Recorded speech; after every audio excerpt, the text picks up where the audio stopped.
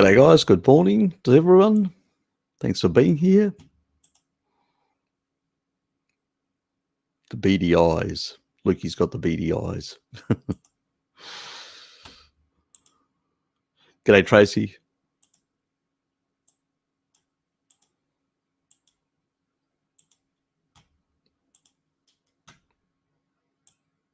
Oops, just cycling through. Complete it. UK time is wrong. We went back an hour. Okay. Yeah, it's always a bit hard to sort. Yeah, I did sort out because normally I do all the stuff for the Eurasian one, so I've actually corrected all the times there, but I probably haven't covered all the times for the North, because this is generally the sort of considered Australasia, North America, so I will correct that. Okay, so a bit of a boo-boo. Thank you.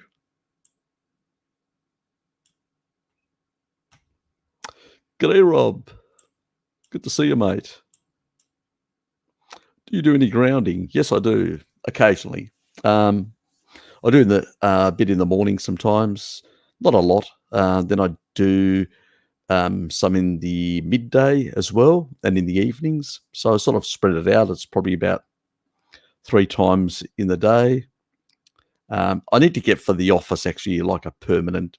I physically do it in that regard, and go out, lie in the sun, in one of the parks close by to my workplace.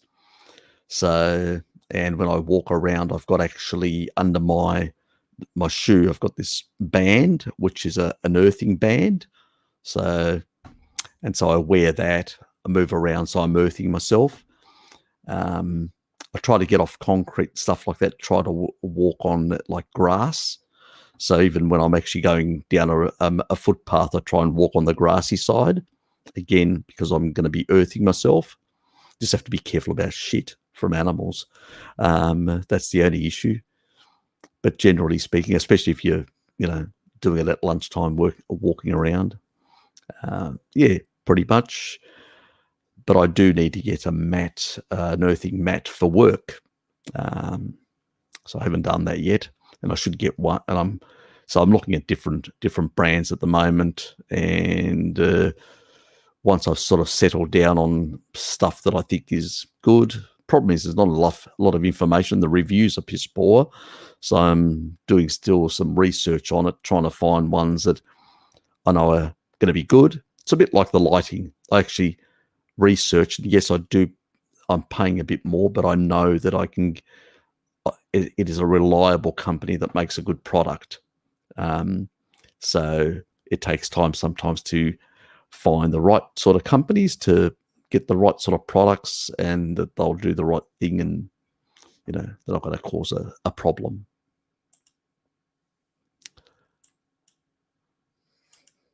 I like Tracy. Bonus.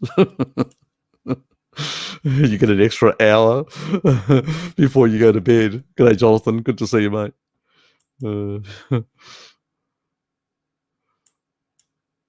I like your style, Tracy. Anyway, g'day, Bruce. Hello, mates. Carnivore burgers with bacon and cheese tonight whilst listening to Harry. Sounds perfect.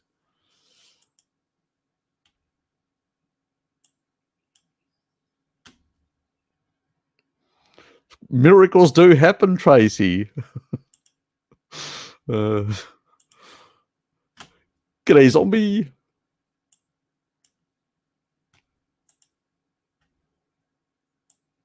Hello.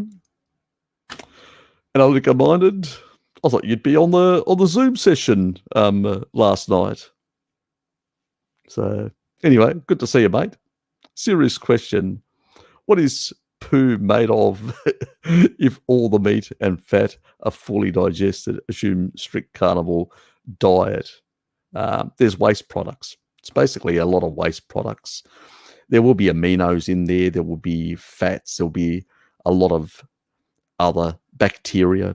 There's going to be a lot of different things in feces. So it's a milieu of things.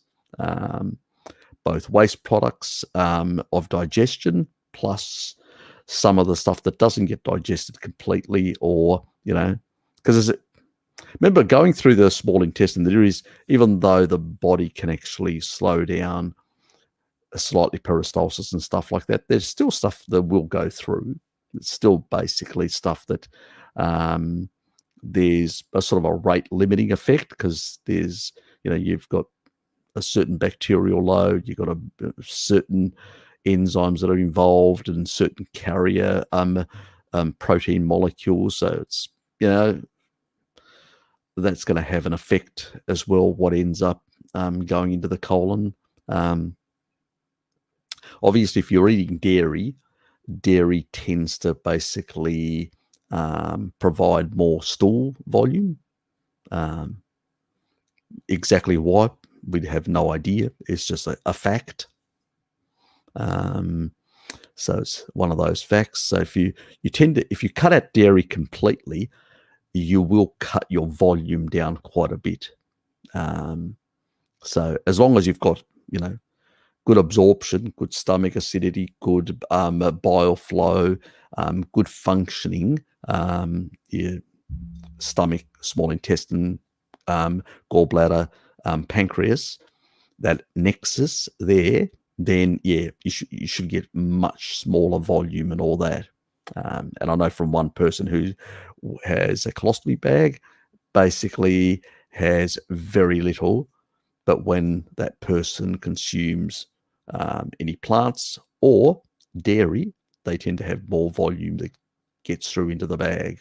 So yes, interesting, but it's a question of obviously the least meat and dysfunction you may have, there may be more that comes through, and more will end up in the bugs as well. Also, some of the bugs can actually bind a lot of it, like if you've got SIBO or stuff like that. So that seems to have an effect in volume and all that. There's a lot of factors that are at play, and there's a lot of assumptions we're making on a lot of this sort of stuff as well. So it's not very clear. So there's not really like a definitive poo study that really nails it down completely. So there's a bit of speculation on my side and many others as well. Anyway, I'm fairly convinced no BS Harry is more grounded than a Titanic. Probably not to that extreme. And in such deep water. Yes. What do you think of any brand for bed grounding sheets? I'm investigating that. So I know Bart has one brand. I know some people have actually got like a wire mesh that they've used, and there's a lot of different products out there. But I'm still investigating some of that sort of stuff. I just haven't got around doing it. So, but I do want to actually increase my grounding, so to speak. So once I've got a bit more Barbados, I'll probably do a video and actually just show the different brand options that are out there, pricing, what access they have in different countries and stuff like that, and what seems to basically work. And there are different products. There are basic products. We've talked about, like dirty electricity and stuff like that. And Bart sort of doesn't consider it a big issue. I sort of don't consider it a big issue, because basically you've got all the electrical wiring in your home that still is creating small or large EMFs within your environment anyway. You can't completely escape that sort of stuff in today's world. You can only minimize it. There are some products that reduce that sort of stuff, but they're very damn pricey. And I'm trying to find something in between at the moment. So once I've got something in between that basically is sort of a reasonable option, then I'll do a video and actually just show what products and within the reasonable range, because they have to be a sort of within the affordable range, especially if somebody's got a family and they want to get everybody grounded and all that. So, yeah, still looking into it. I've been a bit, let's say I've neglected it.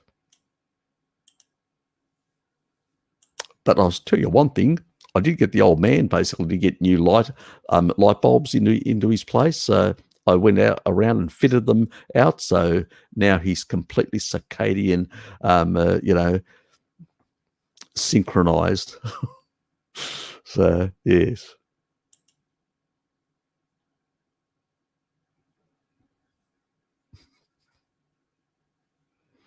I can make you, because you've been a pretty good supporter for a while. Just Jonathan, just put in your channel, because sometimes putting your name, it doesn't actually work very well. I can't find, doesn't come up for whatever reason. So if you actually put your channel in the description,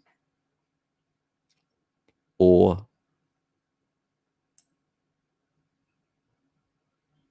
then it makes it easy for me to find it. So I've added recently a couple of extra people because sometimes there's not many people around for whatever reasons, especially people that keep on turning up. So,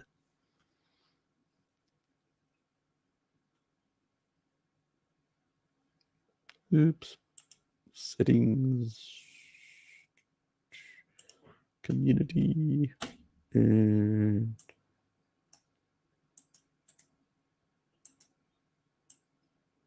nope.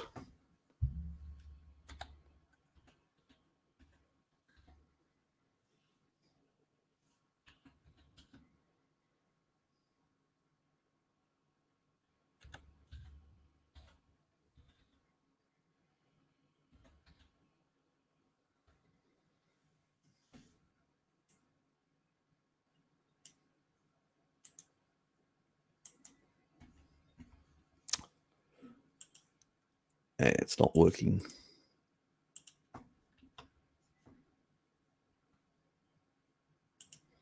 See if I can find you.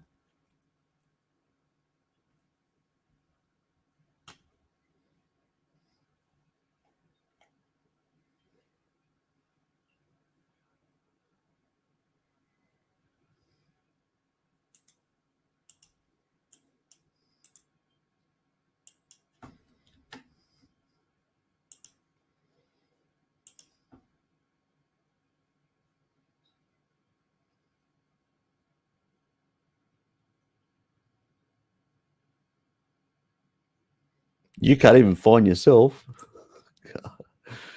It's, I don't know, it's a very clumsy system, the way it actually works. Actually, I did find you. Let's see if this works. It sometimes, yeah.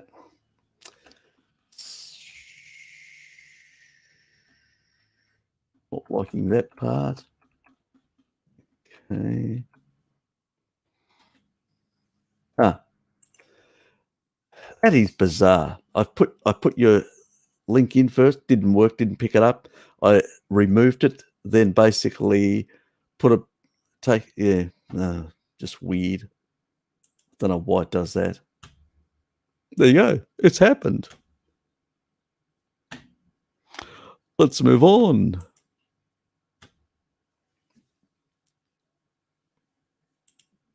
The poo? Llama, get your head out of the gutter. I can't hang around, but I'll check back later. Not a problem. We do have the night session, and you are a local Australasian.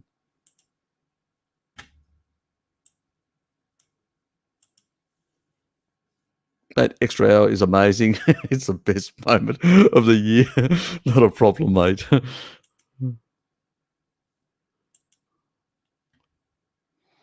I had a bunch of tuna and sardines today, and it made my urine smell different. Yeah, look, different food does have a different effect. You know, it's another one of those things we really don't know. It's probably some of the composition of different things in there, but yes. See, there you go. It worked, Jonathan.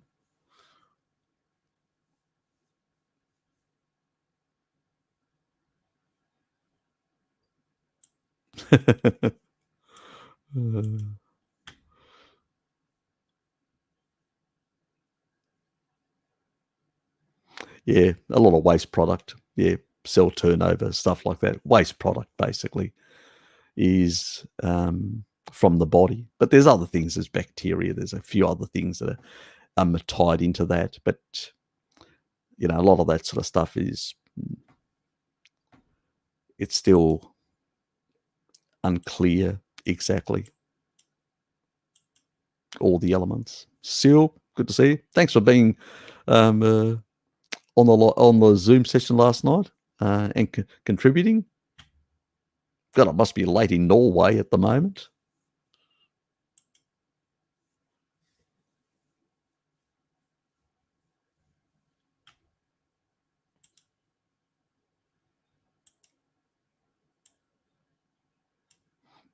We did eventually. You're welcome.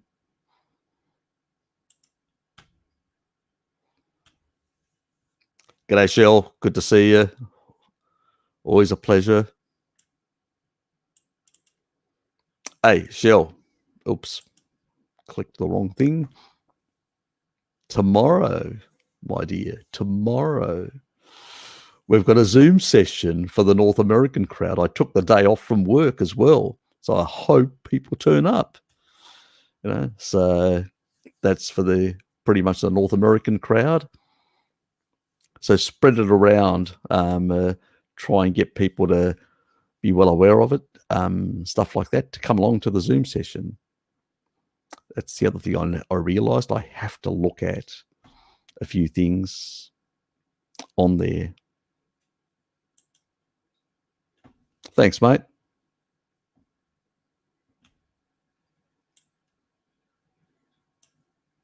Yeah, I'll have to look at all that sort of stuff.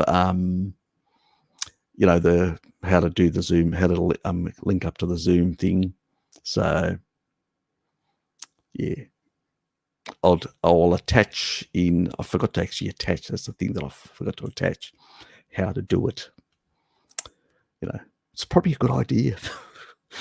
But I'll just attach somebody else's video that actually does the same thing right after this live stream, so people can just go back, look at it, sort it out. What does brie taste most like in comparison to other cheeses? I've looked at the Nutritional, and you're right, it's a superfood. It's an interesting question. I've never really thought of it. Thing is, I'll have brie. It depends on the part. Like the outer skin is a very different texture to the inner part. The inner part is just like a very a thick, mild cream, but it doesn't have any. You know, where cream has a bit of sweetness to it, that doesn't have any. Sort of the other way is sort of not even a sour, but extremely mild.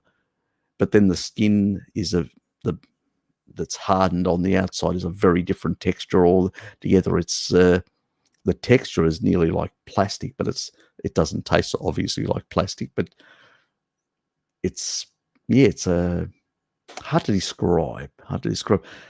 I think the only closest one is Camembert, obviously.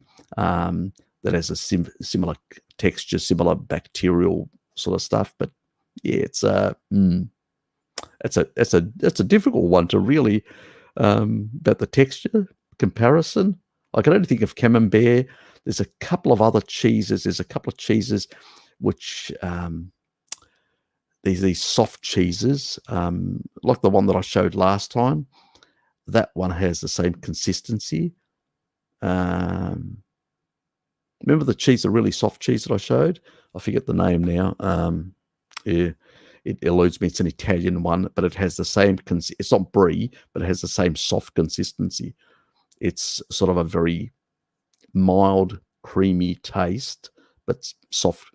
So any cheese that has this sort of mild, creamy taste is very similar. Yeah, so. Tastes like mushroom. Ryan does. The cheese is nice and creamy. I'll go with that. I think she'll nail it. Far better than I did. I got too involved in the weeds. Well, with the mushrooms. Thanks, mate. I always like to look at which ones are. Keep it up. Keep it up. Nice one. Because you can't see it on the damn stream. I don't know why StreamYard doesn't actually include the little animated stuff. Yeah, would be. I get a little tickle out of these things, you know. I've got a warped sense of humour, as some of my friends say. You know, sometimes, not all the time, but yes. I'm still on not a rich man, but if you know the English Tesco market advert, very little helps. every little helps. Yeah. Yes, you could say that.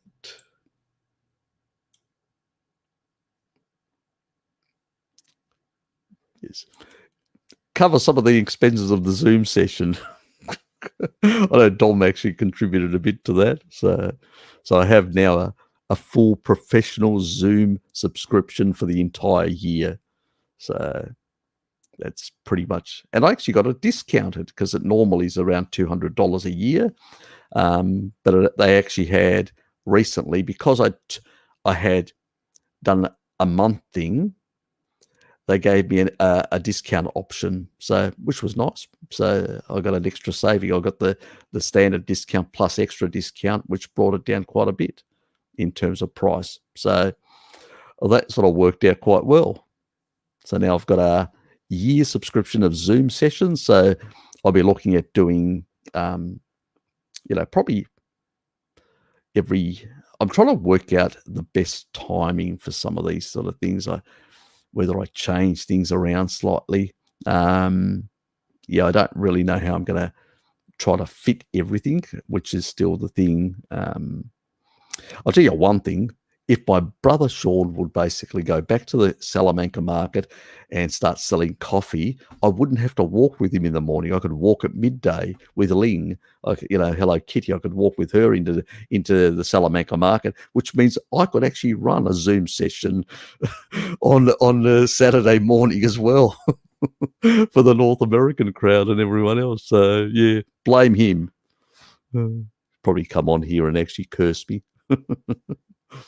What are brothers for?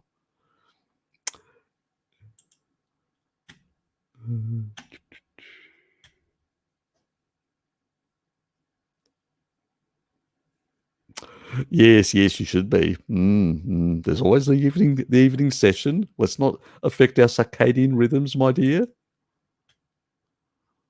Listening while lifting heavy shit in the gym in California tonight session, my head will be in a pillow. Yep. Definitely will be if you're doing that sort of stuff.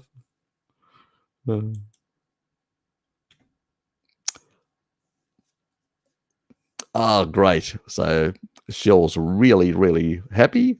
I got Zoom download and my mic and earphones are in working order. Can't wait to try it out. Yeah. I mean, you don't need as I said, you don't need a webcam because, and as I said, some people come on, they just have the audio turned on. They don't turn on their, their own privacy reasons. There may be other family members around. There could be a whole lot of reasons why they don't want to. That's fine. You only have to have the audio on when you're talking. You can mute yourself as well. Sometimes people have difficulties, and I've had to mute them because they're in the middle of eating. Anyway. But it's it all goes pretty well, So we've got a few characters that turn up. on a more regular basis, and others periodically drop in and drop out. So it can vary throughout the last night. It sort of varied. I've had one night we had about 30 odd, and last night was about I think it's got as high as 10 or 11, and then but there were people coming in and out at different times, but it stretched. Let's put it that way. It was a bit of a late session again, so it can go for a lot of hours, like 6 hours or plus. Last night it was 7 hours. So, and nothing gets recorded, so you don't have to worry about your privacy, that sort of stuff. And as I said, if somebody basically does record it illegally and posts it anywhere, and I find out, they will be banned for life from this channel. Just letting you know. It is a private session amongst friends that are like-minded to basically talk stuff that we find difficult talking on social media because of the censorship levels that exist currently. Unpasteurized brie. Oh, sounds good. Sounds really good. Tramp shoes. Where though? Look, I get unpasteurized brie as well, French, and yeah. Just think of the extra K2 that it's got, the minoquinone 4.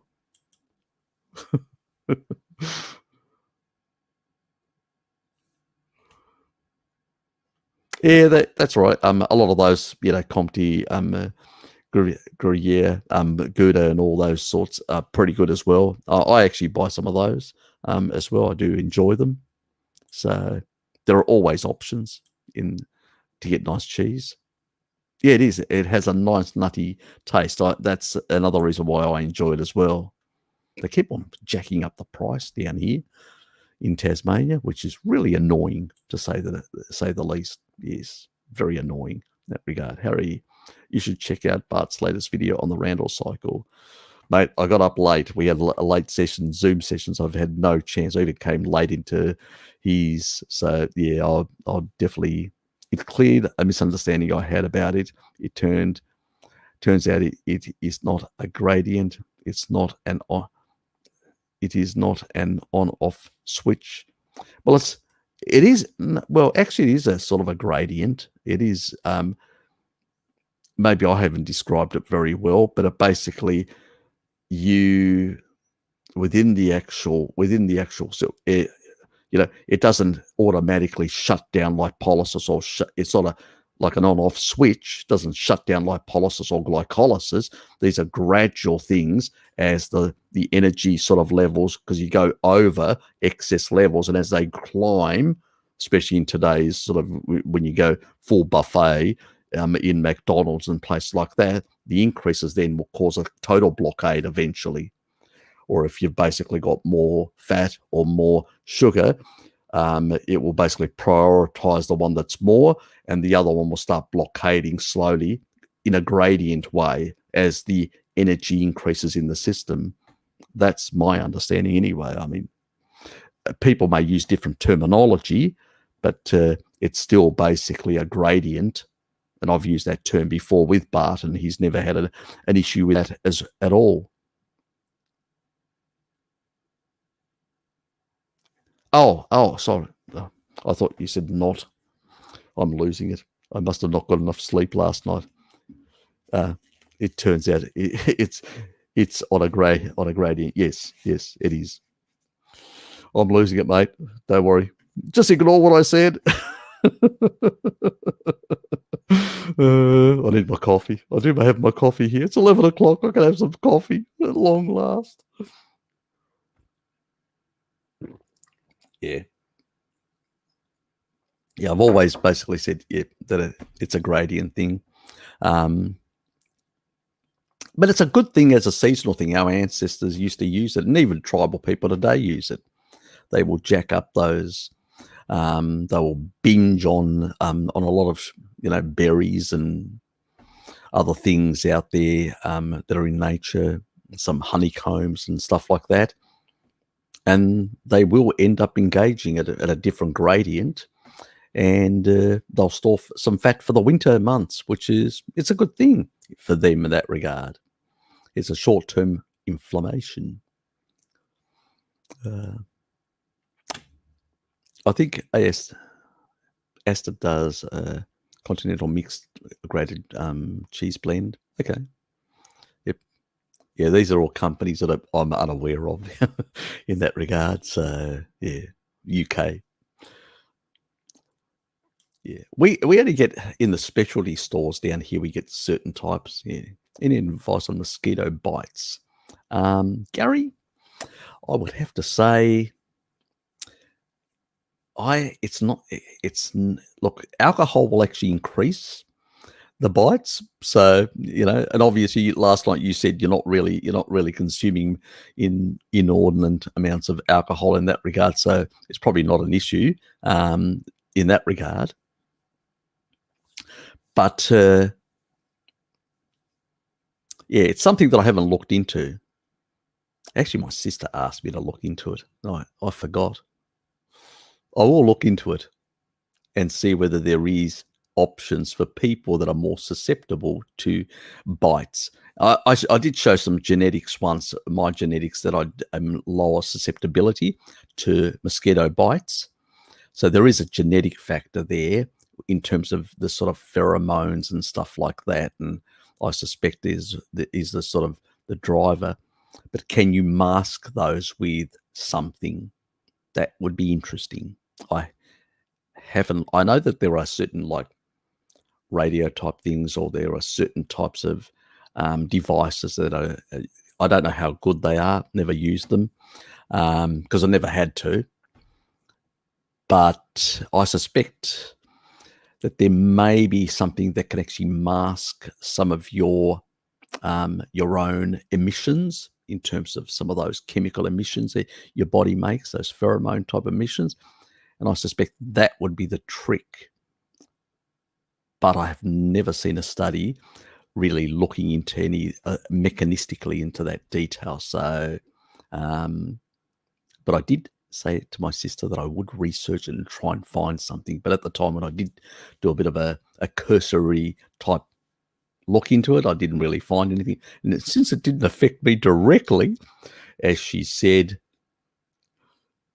it doesn't affect you, so you're not concerned, or something along those lines. Anyway, we were having drinks at the time, and I sort of brushed it off as just another insult coming from a family member. But yeah, I probably should look at it into it.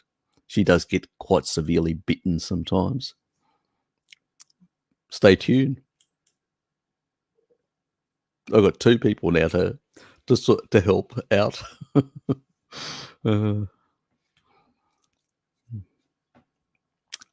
More about the stuff available. No wonder blood sugar does not get elevated on a keto diet when there are few carbs allowed. It still gets oxidized along with the fat. Pretty much, if it's a low gradient, it will not cause any issues whatsoever. And actually, at the cell level, if the sugars are really low and it's just demand driven, that'll actually be at the receptor level, they'll actually be down regulated, and there will actually be a peripheral insulin resistance. So the cells don't take up any sugar, and it's left for the red blood cells in the brain and some other tissue, gonins down there, and a few other tissue that require a bit of, and also some for glycosylation of proteins. Those little glycans that are sitting on the tips of your... Anyway, I thought it the same. It was always described as insulin being locked out. Insulin is a signaling molecule. A lot of people, basically the driving up of insulin, it can actually have a deleterious effects on the endothelium, but it's actually trying to signal to the cells to take stuff up, or store the stuff to get it out of the system as well. So, but if you've got no capacity in either system, that's when you really things go deranged at that stage, because you've caused it to yourself at that point. But the derangement is a consequence of behavior, not of that physiology works like that. You've deranged it over a very long, prolonged period of time, doing things inappropriate, which in a natural environment you wouldn't be able to do. So these modern derangements have really, consequence of different things.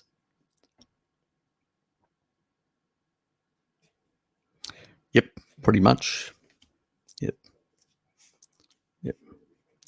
You'll get systemic inflammation inside the cells, and you get systemic inflammation throughout the arterial system, basically in all organ systems. Everywhere where there's a cell, you'll get inflammation. So not a good thing in that regard. So the body just produces cytokines. It just goes into a spastic trying to deal with all this inflammation. It just goes spastic. So endemically, not a good thing. It's the reason why you don't want to be engaging the Randall cycle. People do it every day. They're just eating the same shit every day, engaging it, just inflaming themselves and constantly inflaming themselves and constantly malnourishing themselves. These people are quite now malnourished. Their cells are starving. Their cells are don't get enough energy. They're getting too much deuterium that is damaging their mitochondria, so they can even produce even less. So their ability to deal with energy levels that they're consuming decline with time, exacerbating the issue. It's just a vicious cycle of damage and a lack of sufficient repair and a chronic decline. So not a good thing.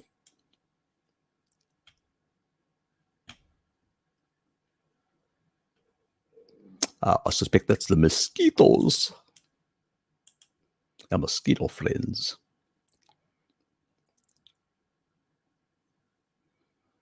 I suspect that's the composition. Some of the stuff you guys are getting.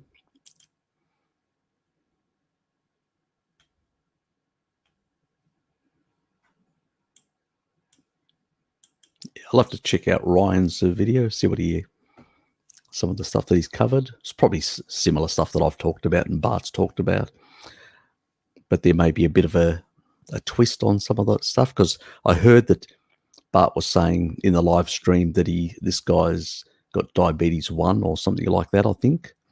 So he's got issues. So that'll be interesting to some of the stuff that he's sort of noticed. Some of you people have already watched it, so you know, but I'd be interested in knowing how that sort of plays out in effect. Here's something to digest. We have not succeeded in convincing enough people to get in bed with Jabba the Hutt. That's what you mean, don't you? The Austrian Chancellor, so they are, yes, imprisoning with Jabba by force. Yes, Jabba the Hutt is really out there. Yes, he'll basically definitely limit your movements from February onwards. All I can say, my dear Lama, may the force be with you. Yes, it's a bloody concerning, this is, forget about, people talk about violations of human rights and all that. I mean, all governments to some extent have probably trampled or, let's say, stampeded over human rights of different degrees. But this is sort of next level, I mean, this is what was happening in Eastern Europe, limiting people's movements, forcing people to comply with things and stuff like that. This is basically authoritarianism. This is basically fascism. It's not a good thing. So it's very concerning that this sort of stuff happens, because one country can actually influence other countries to do similar things. It's bad. Yes. Not looking good.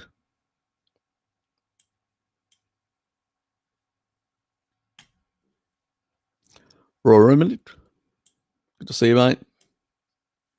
You're enjoying yourself last night, tucking in quite a bit of meat.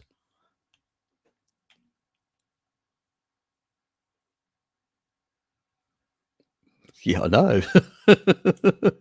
You're a noisy bugger when you eat as well. Say no more. Raw liver. Okay.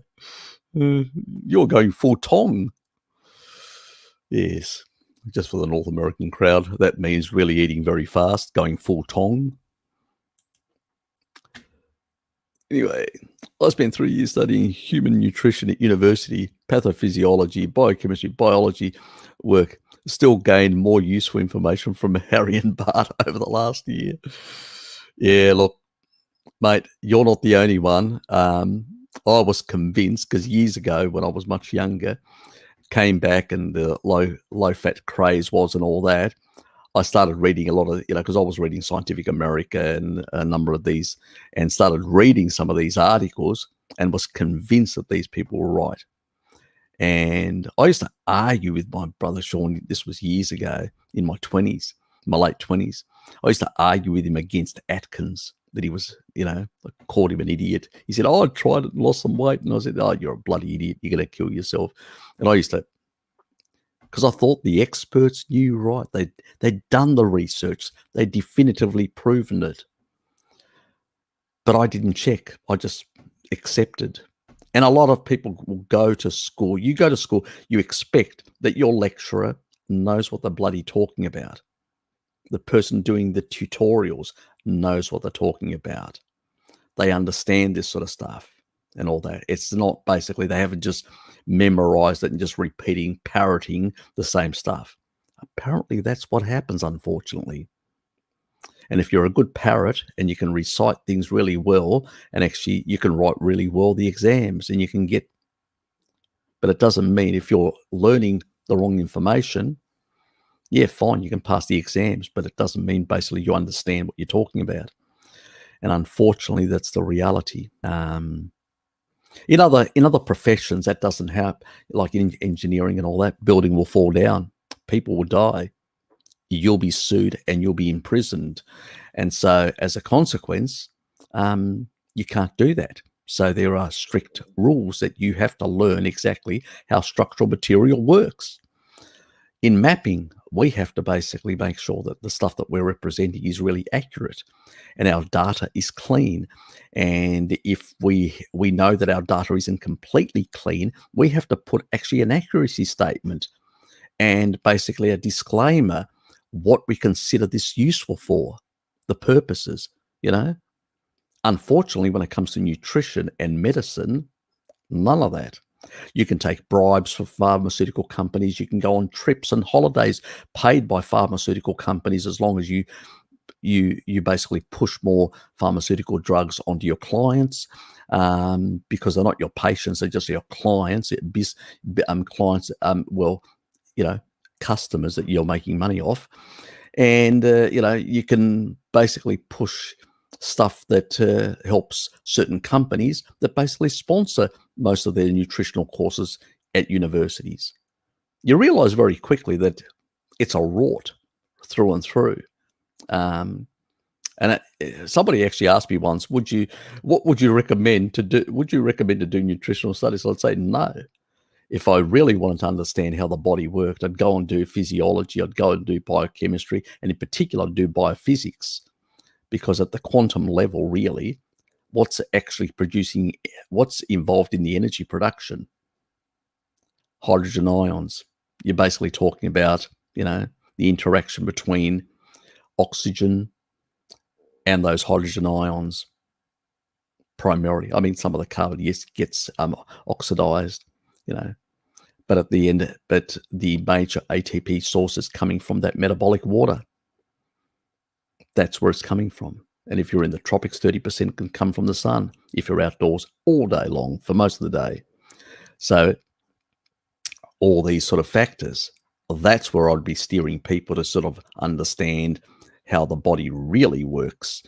Once you understand how the body really works and what it requires, what nutrients it requires and all that. And if you're doing biochemistry and biophysics, and you really look at all the different pathways in a non-reductionist way, you could potentially calculate all the cofactor requirements for the whole body and stuff like that, and work out excretion rates and all that. That's the sort of stuff that I've, like with the debunking some of the nonsense about, mineral supplements and stuff like that, whether you need magnesium, potassium, these sort of things, which I've done some videos on the actual excretion rates, on what you really lose, what you can get from food, and do you really need a supplement?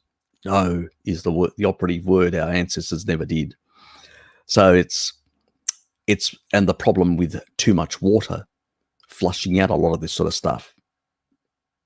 I mean, my brother-in-law, Petro, my younger sister's husband, he has diabetes too, and he always struggles with trying to get him on a low carbohydrate diet. Yeah, he cheats a lot and doesn't tell us anyway, but that's another story. But unfortunately, he pees a lot, so, and tends to be thirsty far more because of the high glucose levels, which tends to dehydrate you. Because when you understand at the quantum level what's happening with deuterium depletion and all these sort of things, you start understanding how these different food nutrients or blocks of units of energy coming from the different food, how they're interacting with that biophysical systems. That's when you start going, you have those aha moments. Yeah, it's unfortunate. And a lot of people are still way beyond even understanding even the rudimentary stuff of the stuff that we talk about. And that's the horrifying thing. There's still, there's still calories in, calories out. Nonsense is still out there, and a whole lot of other gambit nonsense, which is just absolute ridiculous. But what do you say? It's appalling.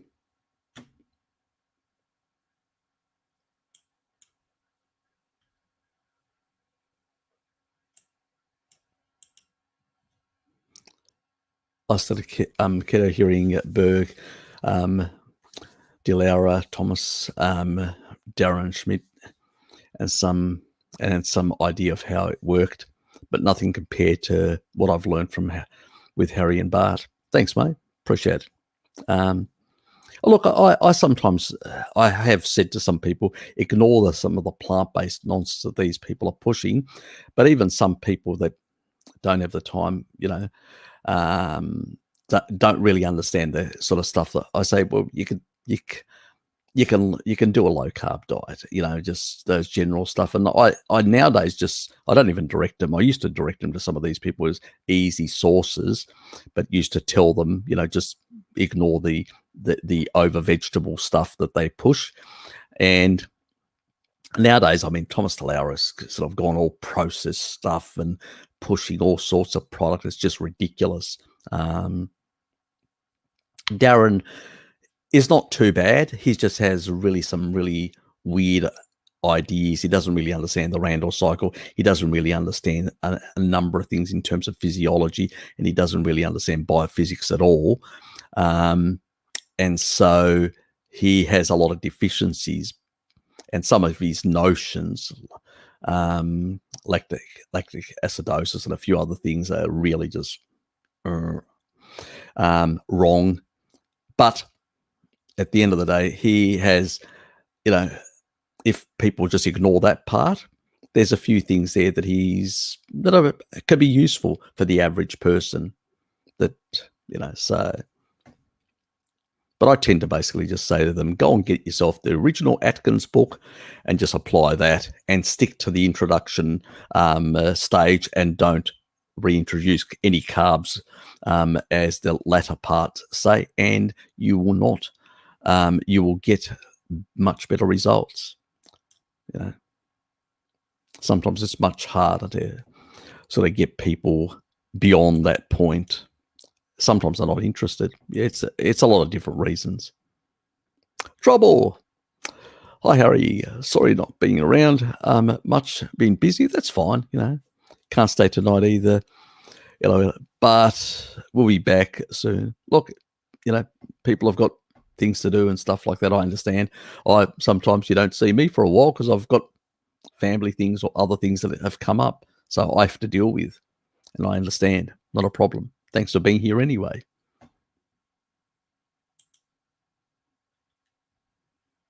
Oh, you got somebody that really misses you. G'day, Charles. Wondering if you have a doc you could share with links to all your favorite studies, research that you could reference directly. Also, it looks link to N15 data. I've got a whole lot of stuff all over the place, Charles.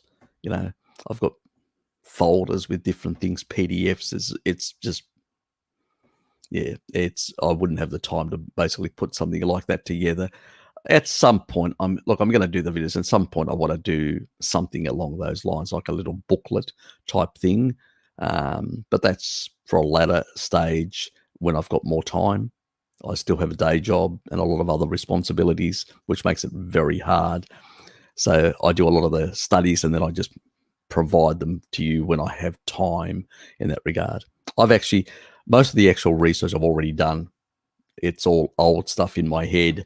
In many cases, I'm just regurgitating on when people on the fly as people ask me questions in that regard. But even first time when I spoke to Bart, I was pretty much cluey about a lot of the stuff that it's the reason why I gravitated towards Bart, because I realized we think alike on so many things. So it was an easy match. Let's put it that way. And I was well aware, even before I met Bart, about the N15 data from, basically other people. Well, I'm trying to think what year, 6, probably 7, could be even 8 years away in the past. And that was from Michael Eads, who's the guy that actually wrote a book with his wife called Protein Power. This was years ago in the past. He was basically at the same time with Atkins, but he wrote a book on protein power. And he was a bit later than that. He was younger, but he was in the same era of when there was sort of low carb type people around, paleo people around, and like that. And he had written a book on consuming good levels of protein. It was called Protein Power. And he was the one that actually showed a lot of this stuff from the Max Planck Institute in Leipzig, Germany. So you can actually go to the site and actually Google N15 data and stuff like that. But the problem is you're downloading a whole lot of data stuff and all that, and you have to basically sort it, work it out, and all that. So unless you've got knowledge in statistics and stuff like that, you could have difficulty working out what it's actually saying, in that regard. So, but that's the source of information, where the information comes from, and I've looked at it as well. So I actually get studies as well. I've done one study on the isotope analysis of the ancient Greeks. I do have a video on mine. So that's one study you can go and look at. So just go Ancient Greeks, Carnivore, Harry Serpanos, and you'll find it. I do plan to do some others. I've actually recently been reading one which is on, but I won't talk about it at this stage, which is on the Persian plateau, the Iranian plateau, where a lot of the Persians originally originated in the early stages. So the isotope analysis and the sort of, it's, the historical of that region. So there's a lot of stuff that I've been looking at in recent time, studies based on that sort of stuff. But I just haven't the time. It's the time frame, having the time to do the damn videos when you're working. They will be done, because I do want to do stuff like that, because I do want to go. I've done some stuff with Bart K. If you go and see my playlist where I've done, I actually show some of these studies about the anthropological stuff, and I do show stuff in regards to some of the chimp stuff to explain those early stages. we were supposed to do a series. We never got around doing it. It was supposed to be, I started with the chimps, the apes, and all that, and then we'll sort of to move into the different historical periods of the hominins right through to the modern Homo sapiens sapiens, but it never really happened. It's just we got caught up in a whole lot of other things on the EMF side and some of the nonsense in different communities and some of the vegan related controversies, and sort of we shifted in a very different direction on a lot of things and never got around doing that sort of series that we had agreed, sort of. Not, it wasn't down in writing or anything, but yeah, sort of something that I want to get back to, some of the archaeological stuff, and go through in more detail, because it's really, it provides information as weapons for the carnivore community to be able to use when it comes to these people and their nonsense. And I still haven't completed my myths and falsehoods of the veganerized community yet. So that's still a work in progress. So I need to get back to that as well. So there's a number of things. Yes, it is going to happen. I am going to put it together. Please be patient. I do have a day job. So it's not as easy.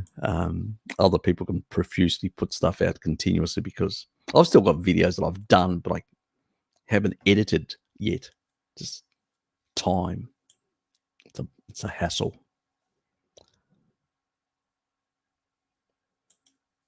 That's why I do these long sessions, so I can provide a lot of answers to people. Microdosing B2, you mean B1 thiamine for insect bites. Interesting. I have an issue with microdosing of B1, but anyway, but it's interesting.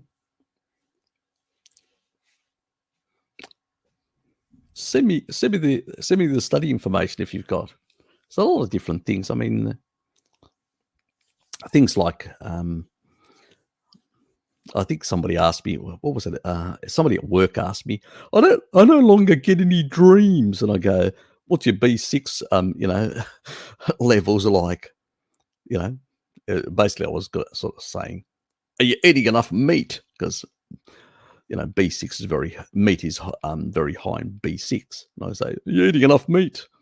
Because that improves basically, if you megadose, which I don't recommend, but if you megadose, if you got a megadose, you need to get the, what is it called, the P5P, peri something 5 phosphate, peridoxin or something like that. Anyway, and the P5, that doesn't actually bioaccumulate. So, but it'll actually, if you do 50 to 100 milligrams for a month, it'll actually improve your dreaming again. So, yeah, I had a strange conversation with somebody at work about dreaming. Anyway, yes, things like that. But I haven't heard about the insect one bites with thiamine. Interesting. Please email me the study if you've got a study on it. I'd love to know the mechanism. Gary's going to definitely be trying thiamine now. Take a spoon, run hot water on it until heated. Everybody's got their little things. Yeah, I remember when my younger sister Susie, we had turned up in Greece. This was back in the 70s. And our region tends to have a bit more mosquitoes. And I had no bites. And my younger sister, she was completely bitten all over.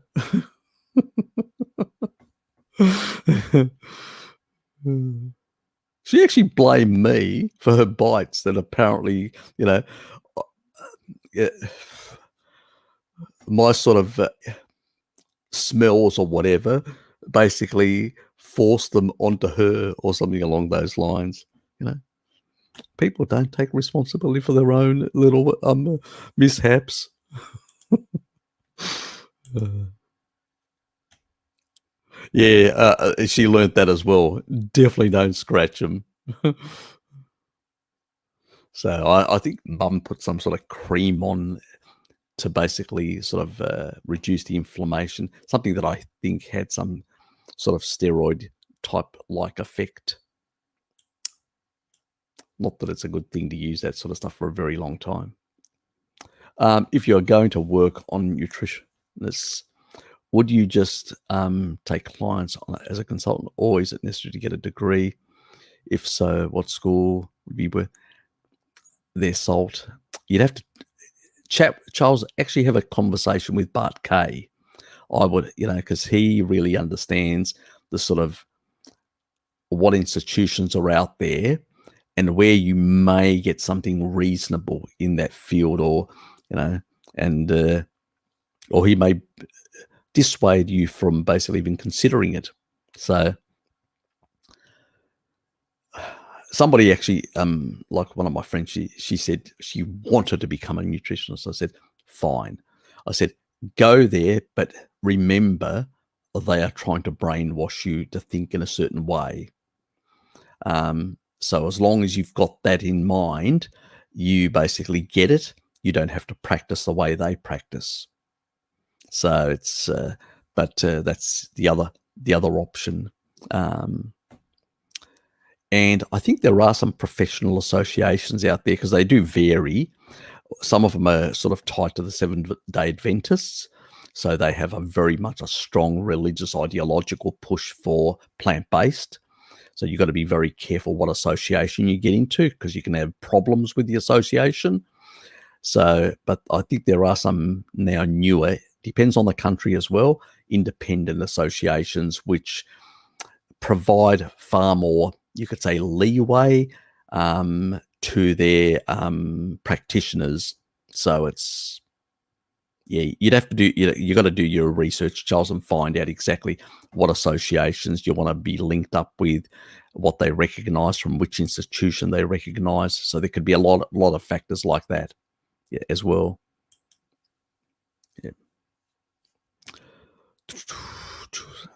G'day, Jonathan. I like the new style. Change. I just noticed you've changed the actual look. Anyway, or is this anyway? I'll move on. Speaking of experience, if you want to have a job in the field, get dietetics degree, not a nutrition degree. It holds no merit, unfortunately. Okay. Look, I when it comes to that sort of area, I always steer people towards Barkay because he's worked in the industry. He's qualified. He's a researcher in that sort of area, and he probably knows what are the best options. Yep. Hey, Harry, chat. G'day, Dylan. What do you make of Ray Pete's thing like progesterone? Not sure which exactly. I'm going to do a series on Ray Pete, additional stuff. But exactly what is he saying? Is he saying something new at the moment in regards to it, or sort of put it in some context, exactly what he's saying? It helps to know what new crackpot ideas he's come up with. Because sometimes like some of the stuff that I've did one video which remarks on Ray Pete, and there was some stuff where he quite clearly did not understand certain processes in the body, and he was wrong completely. So it could be another case of that, just another bit of complete nonsense. It just makes he's getting a bit deranged in his older age, unfortunately, for him. And for the rest of us that have to literally listen to the excrement coming out of that mouth.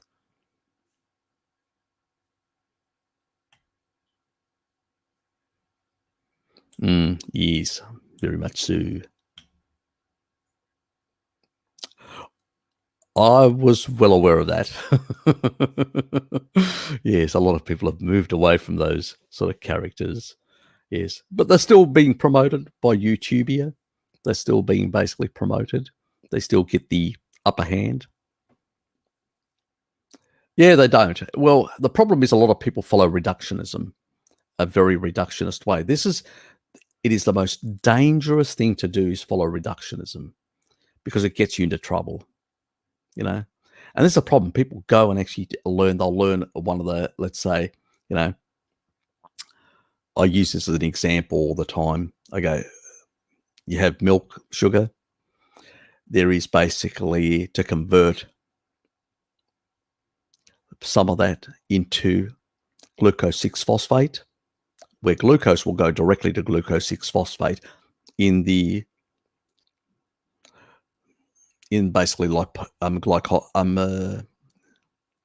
glycolysis, okay, where you can learn those steps by rote and be able to repeat them. It doesn't mean you understand what's happening, because there's the deuterium side of things, the seasonality and different levels and all that, and how that affects some of those enzymatic pathways, the rate limiting effect and all that. And so people can repeat things, but having a deep understanding of those biological processes and how they're interacting. So one is interacting with the other. It's a bit like, the stuff that we talked about, you guys mentioned earlier about the Randall cycle and, in regards to the gradient and all that, and how that shifts and all that, those little molecules coming in and affecting the interaction of those enzymatic pathways and either causing some blockade or more blockade and varying and all that. These are complex systems that are interacting in a very, and to make assumptions just from these reductionist, ways that people think, oh, if this happens, oh, obviously, you're getting this byproduct, oh, it must be bad, all that. But they're ignoring that there are other systems that are actually stopping that or converting that or doing this under these circumstances. But under different circumstances, something else happens because of the rate limiting effect of enzymes and doing other things and certain other things that are upregulated or downregulated that affect whether that becomes a toxin or not. It's like iron, free iron, too much of it can become a pro-oxidant, but bound properly and dealt with, because if you've got the other nutrients that come with the meat, these cofactors provide the enzymes with the stuff to be able to do it properly, so it doesn't become a problem. But if you take a supplement and you're on a kibble diet, yes, it will become a pro-oxidant because you've got too much free iron in there that is not being bound properly and being regulated properly by certain nutrients. That's the problem. But reductionism will tell you, iron, God, is associated with all these problems. And then you go, well, let's just pull back the veneer, the curtain, and just really look at what's really happening. Is that the case? No, because we can give the rat a steak and we don't see the same effect. So, is it the iron? Nope. It's just associated with a supplement. What else is missing? That's where you're engaging your brain to work out the interaction, complex interaction, and why certain things work in a certain way within a system. Because we're talking about a system, the human system. That's where reductionism, and that's, these people just do not engage, and they'll jump on one bandwagon or other. It's what's the flavor of the month? Oh, this will kill you, or that will kill you, or that will save you. And that's their attitude. And it's just basically, if you follow them, you're on a merry-go-round to nowhere. It's, completely illogical. But they do sell a lot of product and make a lot of money by doing that. And that's why they probably do it. Yes. What do they say? If somebody's meal ticket or salary is dependent on believing nonsense, they'll believe it. Yes, very much so, unfortunately. Hey, G, good to see you, mate. Hey, Harry, what made you change your mind in terms of nutrition? cardiovascular disease and having my chest ripped open that really affects you mentally. You come out of the surgery, you've got this zipper going down. This zipper going down your chest. You've got this tape literally holding. You've got staples holding your skin together. You've got this tape on there, and you look down and you go, "Oh my God, what has happened to me?" And then you bawl your eyes out and you cry like a little baby. And then you turn to yourself and say, I'm not going to die. I'm going to do everything it takes. And I was just out of surgery. And I got up and literally walked all the way around the corridor. And I was exhausted so much I fell asleep right after that. And the next day I just kept on walking around the corridor doing exercise. Because I was driven to make the changes that needed to be made to protect my heart, to save myself and all that. Whatever I understood then, obviously, I would have done some weights and ate some steaks and did some other things. But, I'm talking about that at that moment, the stuff that I knew that potentially could be helpful, I did. So, yeah, that was a sort of epiphany where it was like, bang, oh, I need to change or I'm going to be dead in the not too distant future if I continue the same way, because what I've been doing ain't working. And it seems like the stuff that they told me was crap. That's why I'm here. I got to change things. And that's what I did. So, and started finding, and I thank God to this day. And I love that woman, Sally Fallon, that really opened my eyes about seed oils and demystified. And Mary Ings, who worked out of the Maryland, I forget it's in Maryland. There's a facility there, part of the university there. They do a lot of research, also government spook stuff and stuff like that. But she was doing the nutritional stuff for the USDA. And she basically revealed a lot of the problems with lipid peroxidation from seed oils and as a major source of toxin in the food supply, something that I thought was actually heart healthy for the body, not animal fats. And she changed that understanding completely. That was that was about 10 years ago, more or less, when that video came out, The Oiling of America, I think it was called. And it was a shock to my system. I think it's only had about 100,000 views, even after a decade. Not very well promoted, unfortunately. And it sort of was a bloody eye-opener. So over an hour, I think it was an hour and 20 odd minutes or whatever. And it really just laid out the whole bloody edifice about seed oils and, and the processed food industry and a lot of things, but primarily it was on the oils. And it was just, so I just sat back and went, fuck, I've been killing myself without realizing. I didn't even know the deuterium side of things, how high it was, that it was 260, 55 parts per million, 255, where just raw sugar is 155. So it was like 100 extra, massive quantities of deuterium, making it impossible for the body to, because I used to not go outdoors because I was avoiding the sun, because the experts again told me you'll get skin cancer. So I wasn't even able to deplete the massive amounts that I was putting into my system. And in my mid-40s, I had my chest ripped open at 44. Not a pleasant thing. I'm 55 now, 11 years later. Was not a pleasant thing. It's like a freight train hit you and you go, "Ooh." And at that point you go, oh shit, what just happened? I nearly died. And then was brought back with bypass surgery. And pretty much since then have fixed most of that sort of stuff. And the nice thing is I got rid of all my fibrotic tissue in my heart. And my heart now does not have any fibrotic tissue, which is great.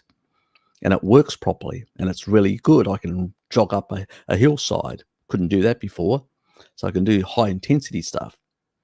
I can jog up a flight of stairs. I couldn't even get to one flight of stairs. So, yeah, it's... Sometimes you have to really go to the bottom. Luckily, I'm a very analytical person, very, because even my field, I deal with data and stuff like that. Plus, I had a good in Greece influence by reading a lot of philosophy in different areas of science and all that. My best subject and my best marks were with physics. So I could apply some of that knowledge and capacity to the nutritional area and physiology and biochemistry and quantum biology, and sort of realize, oh, there's another world here.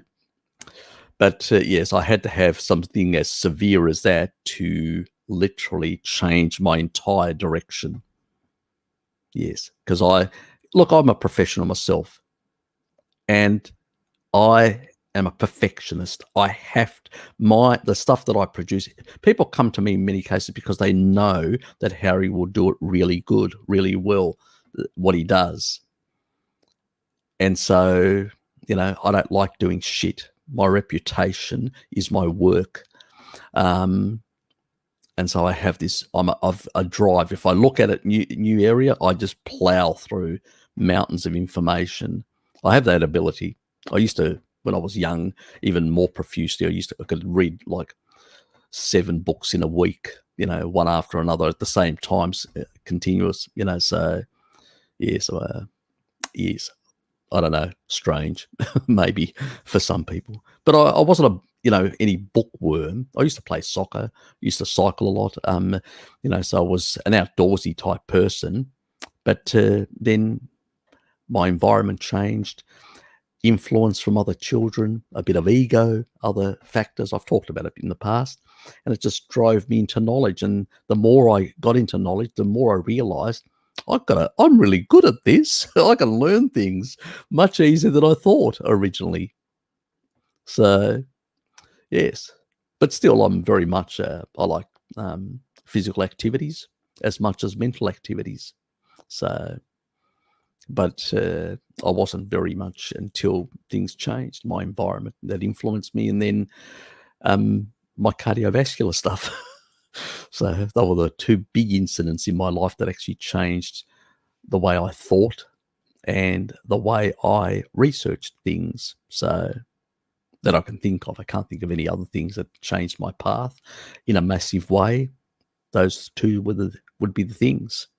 And again, because I got into a bit of trouble, had a few incidents doing naughty things, and Dad took me away from the old neighborhood and we moved to a different neighborhood, and I had a different influences which turned me in the good direction. So I have to thank Dad for a lot of that. I may have ended up a crim. So yes. So that's another reason why I'm pretty street smart as well. I can pick up on things.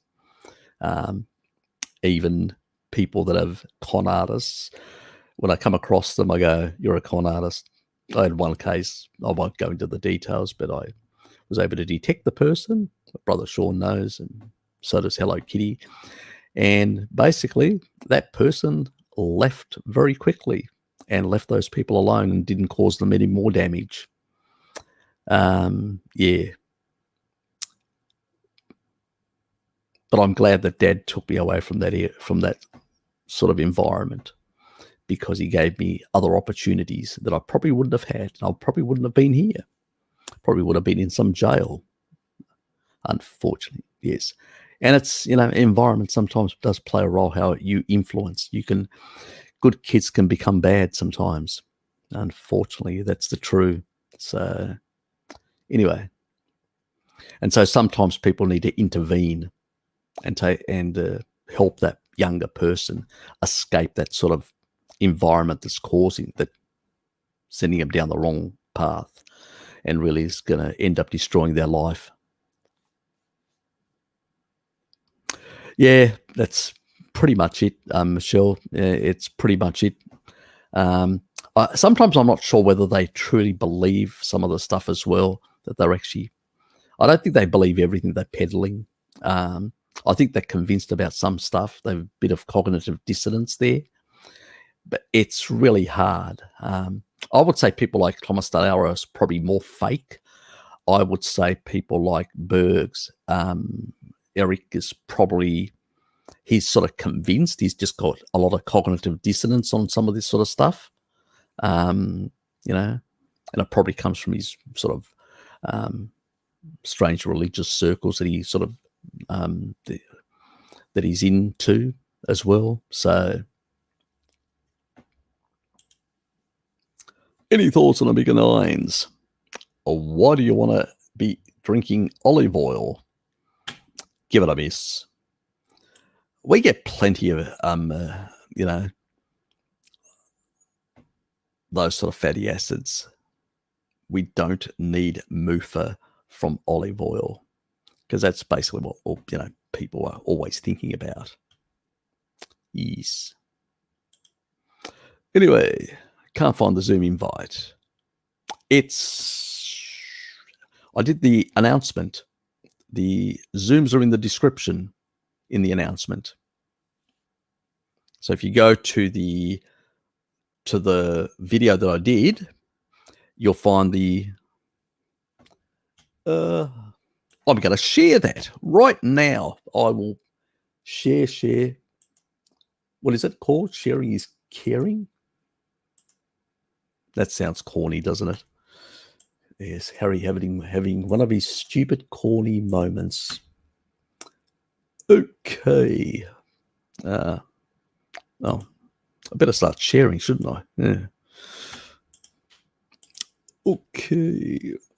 So there's the Friday announcement.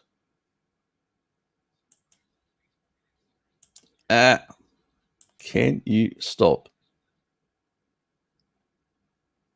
Okay. Under the description, we'll put more. There was the Saturday one, which was last night. And there's the one for Sunday, Americas. I've called it the Americas because it's North and South America right through. We'll probably have Lukey from Brazil on that as well, and Shaw from the USA. So, and a number of other people. So that's all that sort of stuff. You also can get local numbers. So these are just two of the numbers that come as a standard thing. They've got a whole other list of numbers and all that, but you can actually look up, do a lookup for the actual numbers. So if you have problems with connecting and stuff like that, there's the link. So you just basically hit that link and it will open up a browser page, and there you are. I'm not going to launch it, obviously. And then you can go in, and if you don't have the software, you can basically also download it. So if you go to the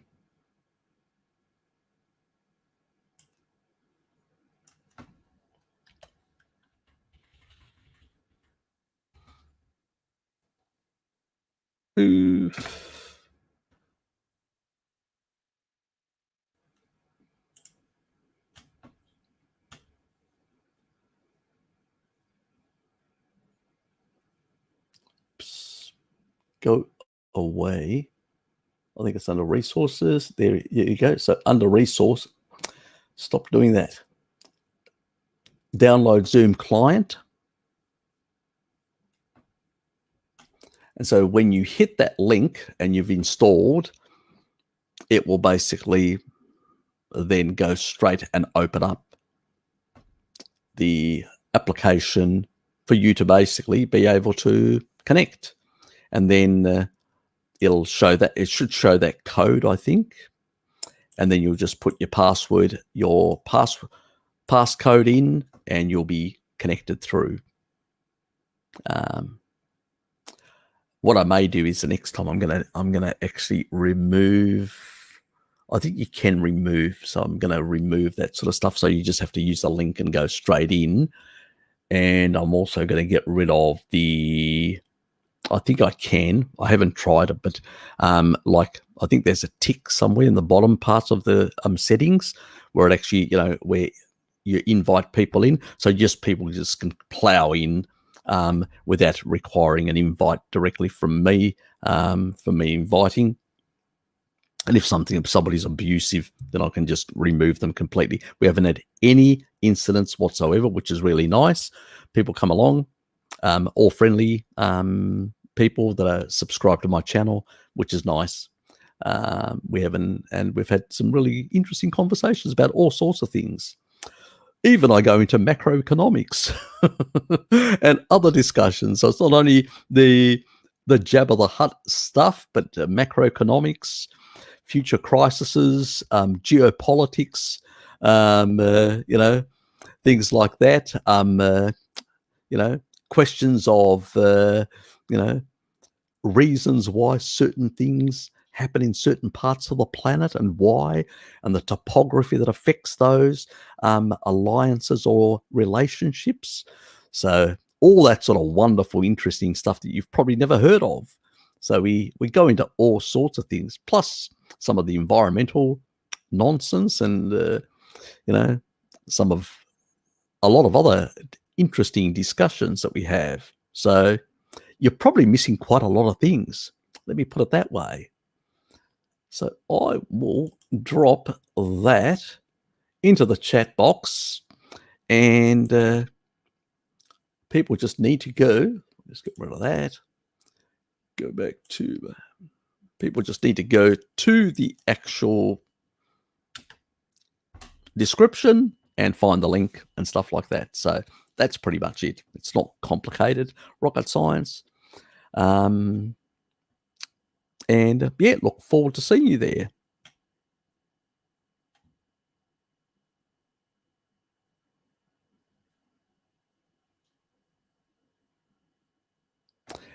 Now you know where it is. Anyway, let's move on. But I will in future try and get rid of some of this sort of stuff. So it's just you only have to use the link. I think you can get rid of the password. I think. I'm not sure. Maybe I'm wrong. I hope I can. So it makes it just easier for people to come in without making it too complicated. Yep.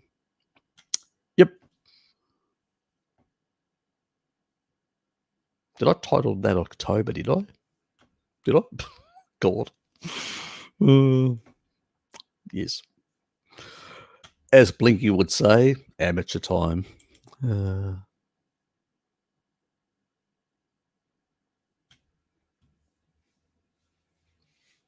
thought I put a November date. God, I'm in the wrong month. God almighty.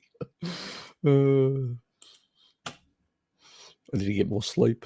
Late nights are killing me. I did put October. Oh, God. Ah, shit. Oops. I better edit that. it's damn November. Oh, God. Yep. You know what I did? I copied from the other one, from the other announcement, and forgot to basically change the. God.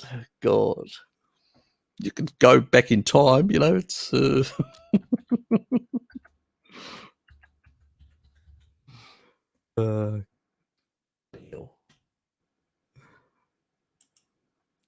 I'll change the image later on. Friggin' hell. In the description, it does say November the 20th, and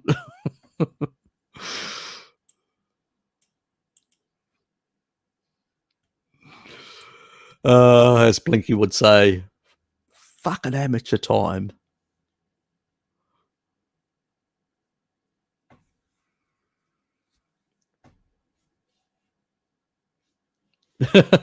Okay. Look, we've all made mistakes. Believe me, I've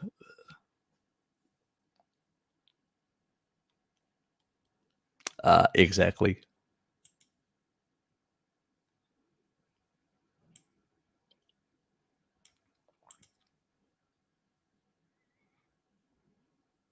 Some of it just doesn't make sense. I mean, you could, you know, it's like I get there's a lot of things that people talk out there, which is whether it's cancer or whether it's that sort of stuff, and you end up in reductionism because it's like Ron Rosdale, who's a low carber, and he always say, um, I'll put over that because it's really important. This sort of stuff that I'm saying, like Ron Rosdale will say, well, high protein, high mTOR, even though the insulin to glucagon only sits it down to 1.3, not an issue, and say, it's going to drive cancer and stuff like that. And then you've got, and he says, and then he shows all these reductionist studies and goes, oh, look, fat can be used by cancer cells. Ketones can be used by cancer cells. Obviously, the only one that he acknowledges is glioblastomas multiformes, which is the brain ones. Those ones are purely running on, not on fat, but purely running on glucose. And if you eliminate glucose completely from the diet, those really just go away, as a number of people that have had them have seen. But at the end of the day, all the other ones, yes, they can use it. They can use anything, lactate, anything, any substance that they can use for energy, they'll use. That's the reality. It doesn't mean there's a causal inference between any of the nutrients. Otherwise, you might as well just say, don't eat anything. That's just illogical. That's where you end up at a dead end when you think reductionism. Now, if basically Ron Rosdale understood the deuterium, he would be able to understand that you need to flush out with deuterium depleted water, flush out the deuterium load, sleep better, maybe even take melatonin for a small amount of time to repair your mitochondria, because that's what melatonin does in the evening, and also upregulate glutathione and a number of the other things to basically intercellular reparative systems on a low carbohydrate, low deuterium diet. And at that stage, then you will turn off oncogenes, revert those cells back to senescent, and then you can use senolytics to get rid of them, like fisetin. That's the smart thinking.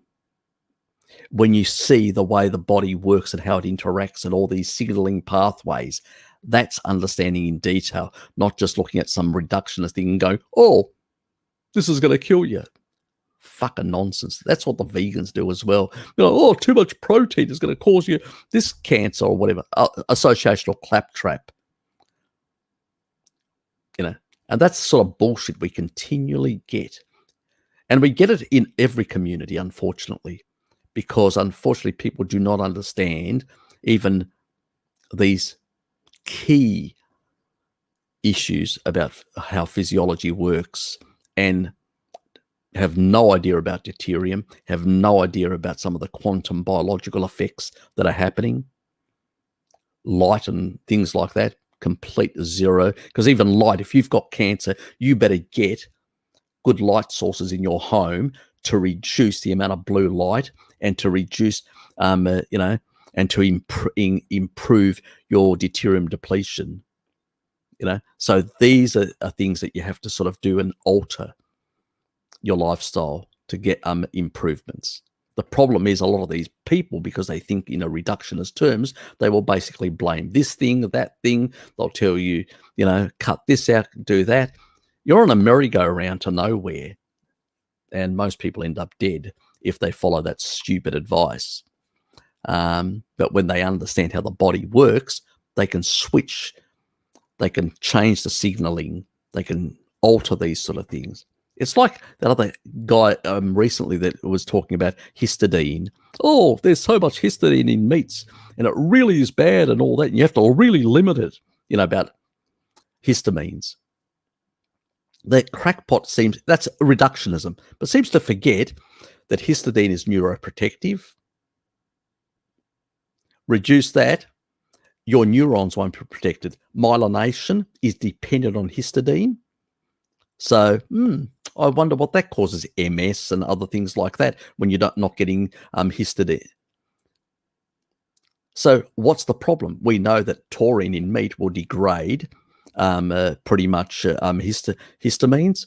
And there are histamine receptors, unless you're inflamed because you're doing certain things inappropriate, you're not going to get this upregulation. I eat cure meats like there's no tomorrow, and cheeses and stuff like that. I should be basically inflamed like mad and going crazy on histamine, but I'm not. It's bullshit. And most people, if you go back 50, 60 years, they were having pickled this and pickled that and whatever. Nobody was having a histamine explosion. It's nonsense and reductionism. And unfortunately, a lot of people throughout even our community fall for this sort of reductionist nonsense. No, it means that there is a derangement in your system, and you have to work out what that is and correct it. It can even be microbiome related issues like certain bacterial strains that are critical there, or certain key nutrients. And you need to play around with a few things until these things can be corrected. Bile issues can be an issue with histamine. Also, MTHFR, methylation, can also create these sort of effects. You know what actually really nails down and really suppresses like human, the mast cells 1, which is part of the mast cell activation that people talk about? Well, taurine. If I want to really turn off that and suppress it really quickly, I'll just up the taurine. Really rapidly, you can suppress it. I wonder what food taurine is in. Oh, fuck, it's in meat. I wonder why I should not limit my protein intake. I wonder why. Yeah, you understand why I sometimes exasperate with the nonsense that these people talk about, because they're constantly talking reductionism, because they've got no fucking idea what they're talking about. Most of the times they just read something out of a physiology book and just repeat it like a parrot and go, oh, I'm smart. I just told you, don't eat that, you'll get sick. What a fucking cockwomble most of them are. Yes, that's why we have fun, me and Bart, when it comes to these characters. And beyond the comedy that we exert, if you look into the details of what we're saying, you can have big insights, because we've done a lot of work to look into these things. Bart's very analytical as well. That's why he looked into these mechanisms. He's looked in like muscle energetics, how they work, and worked out that how it's all tied together. It's like a 3-cog system, and realize that some of the nonsense that's talked about is nonsense. That's a critical thinker that doesn't think in reductionist terms, but goes in deep to try to understand how these mechanisms are all working together and interplaying in a complex system. That's somebody that thinks. Others that sort of just repeat, parrot, is what most people do and sell product. Unfortunately, that's the majority of what you find on social media. Unfortunately, there's not many people that engage their mind in a much deeper and meaningful way. And some, like Jack, tend to engage in a way that basically just confuses the living daylights out of everyone. Yes, but that's for another day, another story. Anyway, narrow path to the truth. Ah, yes, through Christ. Anyway, let's move on. This is not a religious channel. Harry, behave yourself. I suspect he went out to do a bit of exercise and get a bit of sunbaking. Yes, semi-naked. What you're missing out on, Shell. Man, I transgressed late last night. Boy, I'm paying the price. Oh, yes. I'll start calling him Mr. K. Is he on? He's actually gone for a walk with the dog, so I can practically say anything, you know. So, yes. Doesn't take kind of my jokes on about Kiwis, but anyway. Better move on before I say too much. Yes, you did the wrong thing. Now go outside and spank yourself a couple of times. You may feel better. Well, depends. Bloody hell, it is.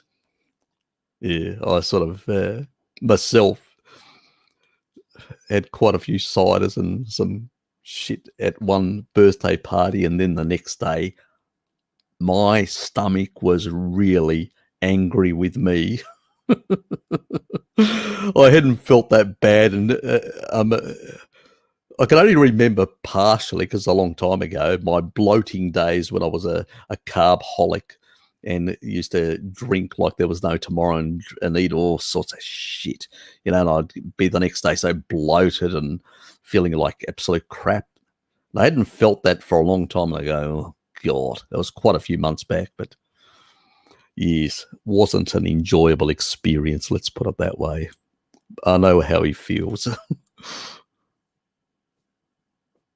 Shit. Bloody hell. What's that in our conversion scale? Let me just check that.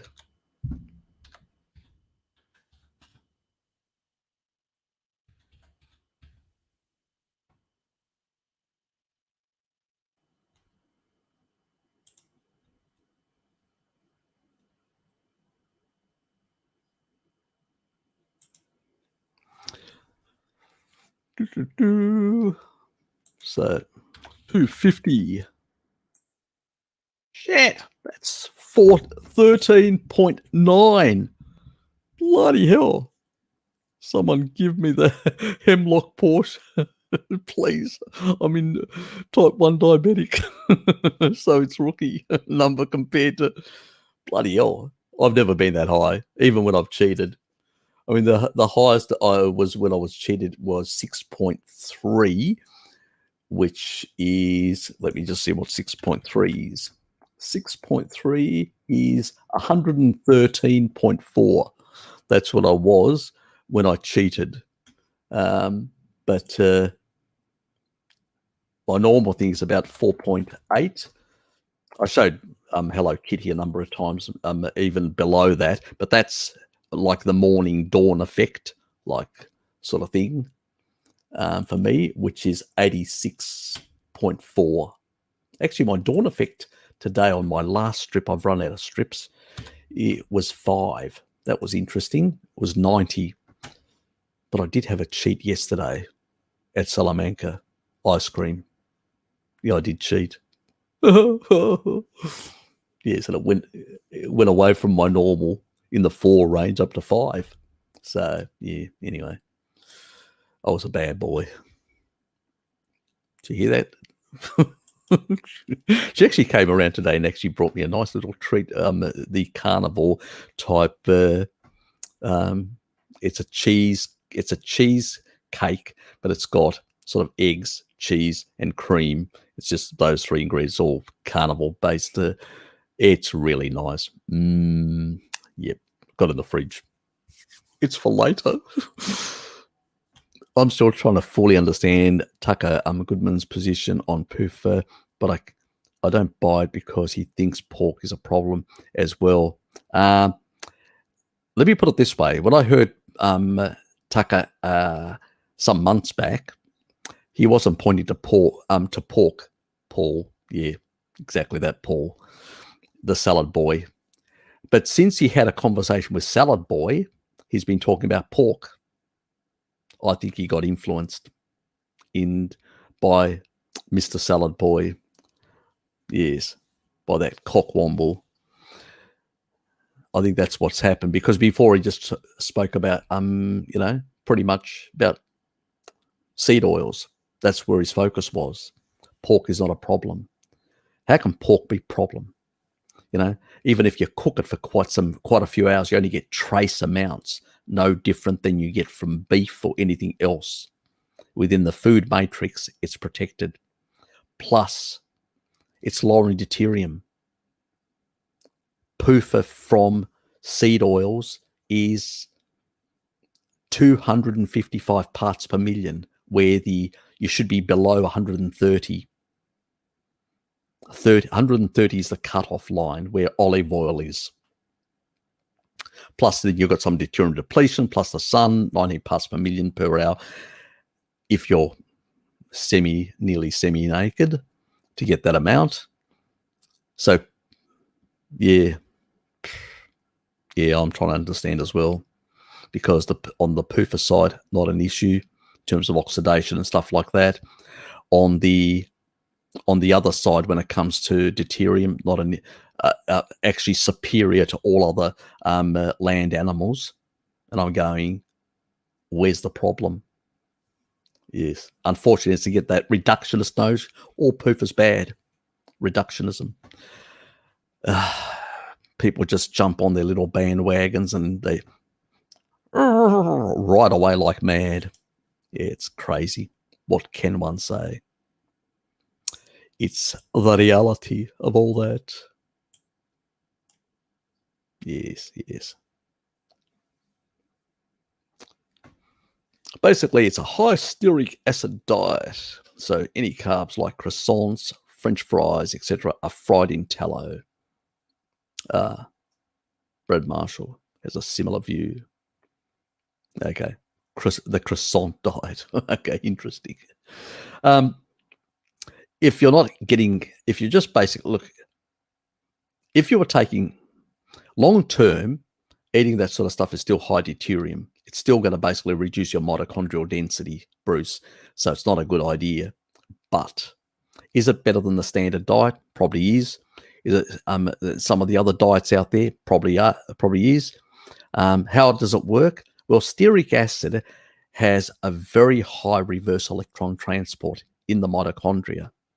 So what it does is I've actually used it. I've encouraged people that have got a lot of mitochondrial damage to produce new mitochondria by biohacking with stearic acid, getting a stearic acid supplement to basically force the body to create more mitochondria beyond, when you're doing other things like, cold thermogenesis and a whole lot of other things, by using the reverse electron transport, forcing literally through complex 1 this ROS signaling to tell the cell, I want more mitochondria in here, make more of me, stuff like that. So, and foods that do have a high in stearic acid will actually do encourage that. And so with greater mitochondrial density, you're actually increasing the capacity to take in more energy. So the gradient of Randall cycle potential activation comes down. So that's where the effect is. That's when somebody is engaging their mind and realizing all these interconnected components, how they work, how it works. But you could literally basically get sort of a, I'm not going to say if you supplement heavily on stearic acid, you're going to end up with, a youthful metabolic rate like you had in your 20s. But it basically will, if people have a lot of mitochondrial damage, I don't mind encouraging people to use that as a bit of a biohack initially. But I don't encourage people to do it long term. I do still have a few question marks whether that's a good idea or not. But short-term hack, not a bad thing. So I've got a question mark on the whole thing. That's why I haven't made a video about this hack. I've mentioned to people, but I haven't. It's my principle of not wanting to do harm, in a sense, when there are other methods you can get similar results without, single molecules or single things pushing in at high doses. I'm always a bit concerned in that regard. I don't have any science either way to say that it's going to be in any way harmful, but I'm concerned about the signaling, whether the signaling strength drops off after a certain threshold, and then what is not used for that purpose could have other effects, maybe not. Maybe it just gets oxidized and it's not an issue altogether, and you just it's expensive supplement then for some people. It's a hard thing to, other people out there will definitively tell you that it will create massive amounts of mitochondrial density, but there's no research. I know through reverse electron transport, yes, that can happen, but a reductionist would say that nonsense. A true empiricist would say, I don't know. I suspect there is a rate limiting level that can happen, the ROS signaling through complex 1. So you could probably only get a certain level of effect. Could you get beyond that? Maybe a bit, but hard to say. That's what a real person that actually engages their mind would actually say. Interesting anyway. What some people are doing out there. Yeah. I didn't realize that guy was that was the guy that actually did he invent it, or does he just promote it? But he's still engaging with the Randall cycle in the long run. It's not a good thing in some regards. So for other things, still cytokines will do damage and cause senescence. But back, I was in early 20s. Those numbers were nothing. Need to ditch the booze for good. Probably a good idea. It depends. It can. Look, the body's going to prioritize the most toxic thing, and that's going to be the alcohol, and then it will look at the carbohydrate after. So so you can have, if you've got a lot of alcohol in your system for a very long period of time, it can take hours to detox, and obviously you've got to have a lot of sugar floating in your bloodstream because the body can't deal with it. It's dealing with the acute toxin, which is called alcohol. So that's what's actually it's dealing with, and that's why your probably blood sugar was so high, because of the alcohol. I suspect if you ate the same food without the alcohol, you would have much lower levels.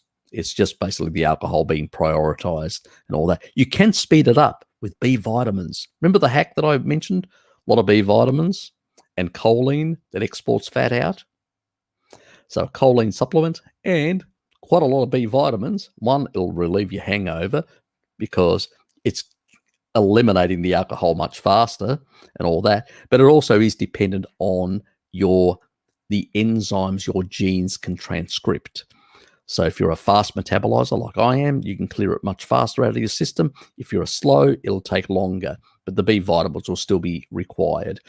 It'll just mean that you may end up with a mild hangover in the morning if you don't have good detoxification genetics that can transcript the enzymes or under transcript less and provide less capacity to do that sort of stuff. So it all has to do with, it's an interplay of genetics, environment, what you stick in your gob, Yes, very interesting stuff.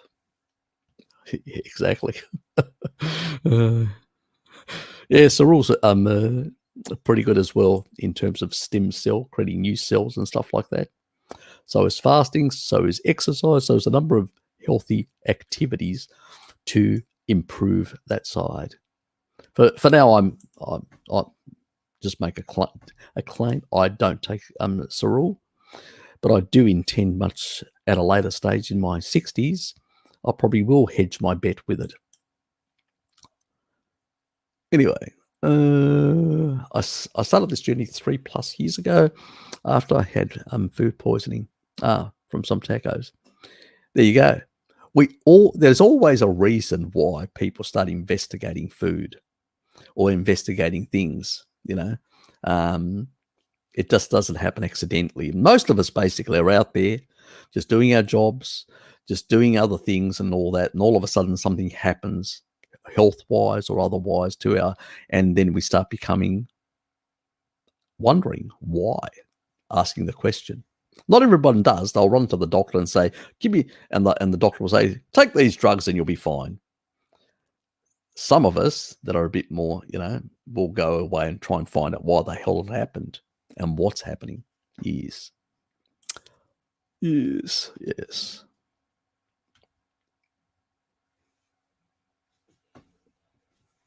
Yeah, they do. They do avoid seed oils. Yes, they use those sort of things. Yep. But it's the reverse electron transport. They don't eat a lot of carbs, I can tell you. They don't eat a lot of carbs. The French don't. And they also have like a Thursday protein day. They only eat protein, nothing else. And they tend to also eat a much higher protein diet than many other people in Europe as well. So they get a bit of satiety as well. It's a cultural thing with the French.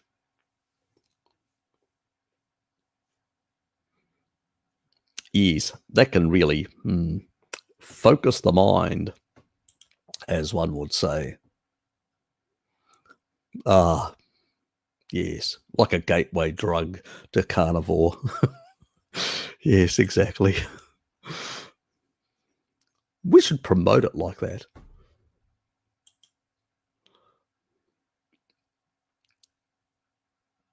I just sort of promote it, and people ask me, "Why do you eat so much meat, Harry?" I'm doing the Inuit or Maasai diet. Actually, the Maasai diet. Yeah, because I do consume some dairy products. Plus, that's what I tell them. Lukey's got something for me to make me laugh, I bet. Thank you, Lukey. I always get a giggle out of these things. As I say to people, if you can't laugh at yourself, who can you laugh at? And if... I know what it's related to. Oh, God. I knew this was going to happen. Women with a time machine. I'm your granddaughter. Really? Harry with a time machine. Post one day ago. Exactly. I thought that'd be pretty funny. Anyway, so where was I? This was the one that I was doing. So anyway, why am I spitting? Bring it down a bit. Announcements are to be, yes.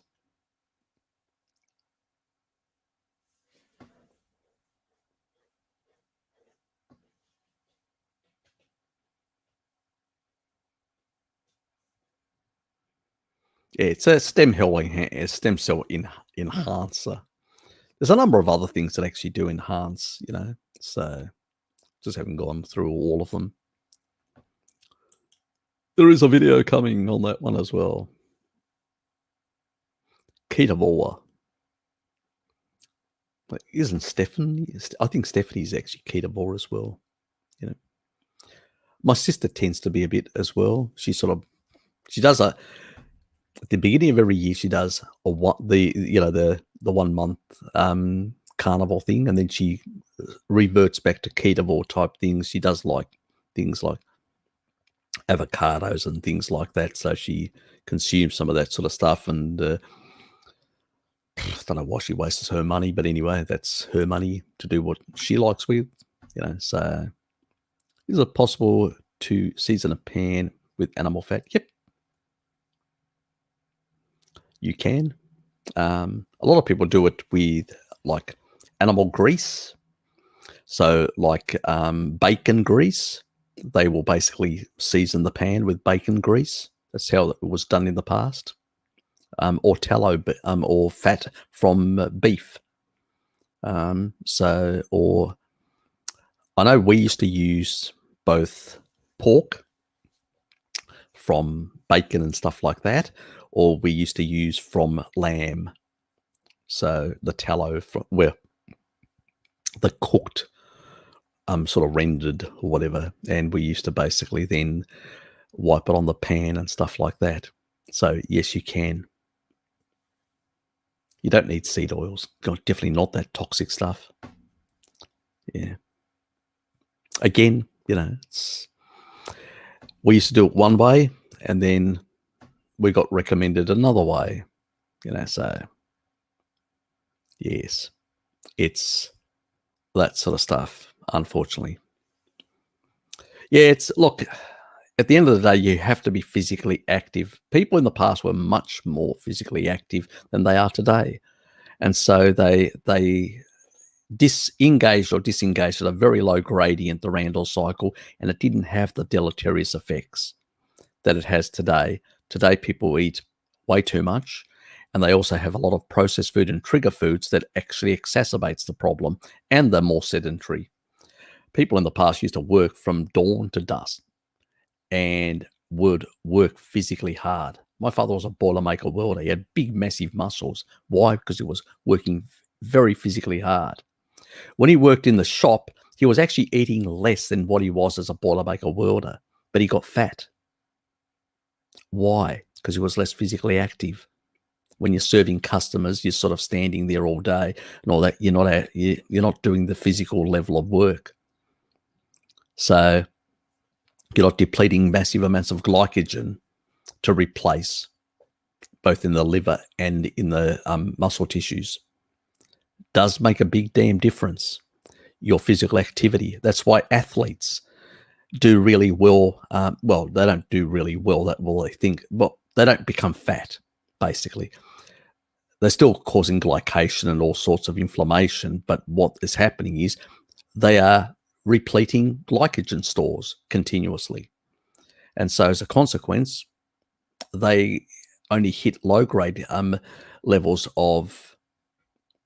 in terms of Randall cycle activation, periodically, small amounts. And so they get away with it for a long time. And then they stopped sports because their joints, been really too much wear and tear.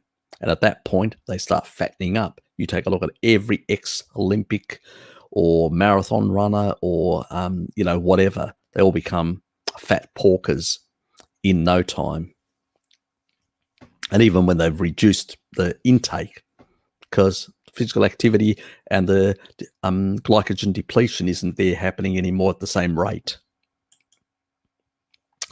Yeah, so you could get away with certain things at a younger age when you've got higher mitochondrial density, more physical activity and stuff like that, because as young people, we get around doing more physical stuff. But even young people that are very sedentary, they do get fat, even with very high mitochondrial density. So, yes, very important if you're eating that sort of shit. Best to avoid it altogether.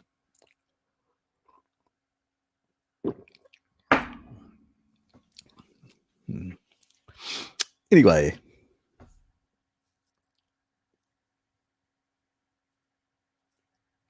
yeah, I was a drink, smoker, all that sort of lovely stuff.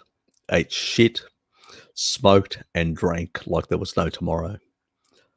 Yep.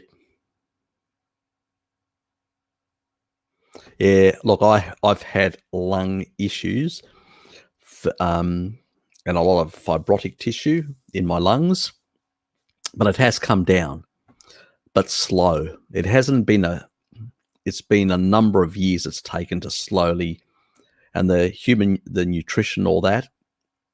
But what I have noticed is that when I upped my taurine levels, the fibrotic tissue, not only in my heart, but also in my lungs, came down much more rapidly.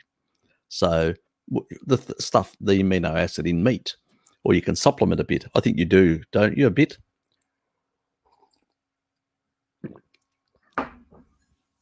It's really important to break that fibrotic tissue.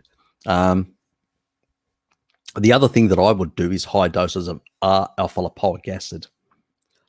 It's a major electron donor. Your vitamin D is probably really good because that's an important requirement for your lungs because it regulates the collagen enzymes in there. But on the other side, there's also the alpha lipoic acid.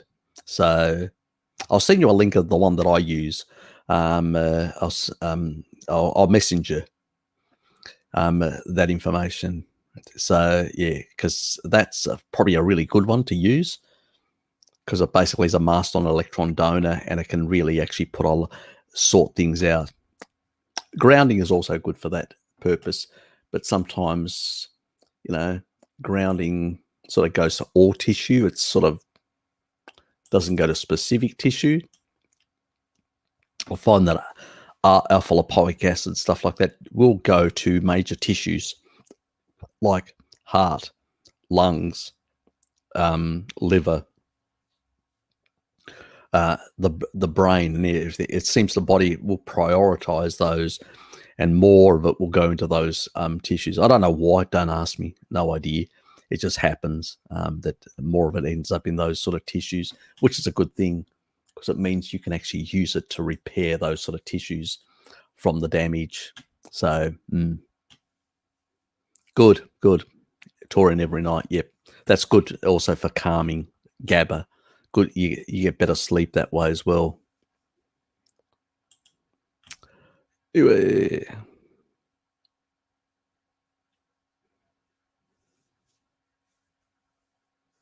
That's good to hear. Yeah, you've got some capacity now, better lung capacity.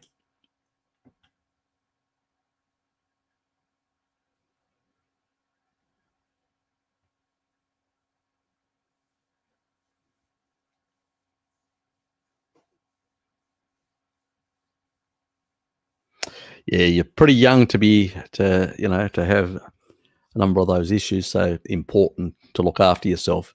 Only got one body. You've only got one life. So on this fallen realm, that's it. So don't blow it. How's it going, UAE, Biff? Good to see you, mate.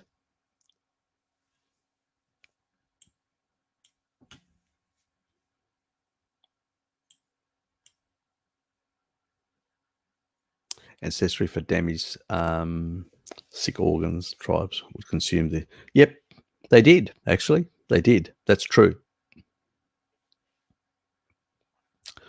And that's the other thing that I forgot to mention. Choline. Eggs are very high in choline.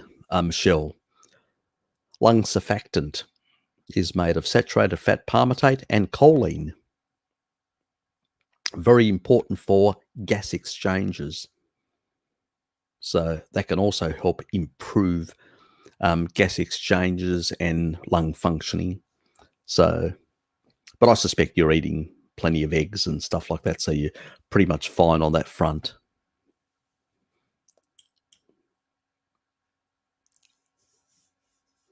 Yep, it can. Heart has a lot of taurine. It's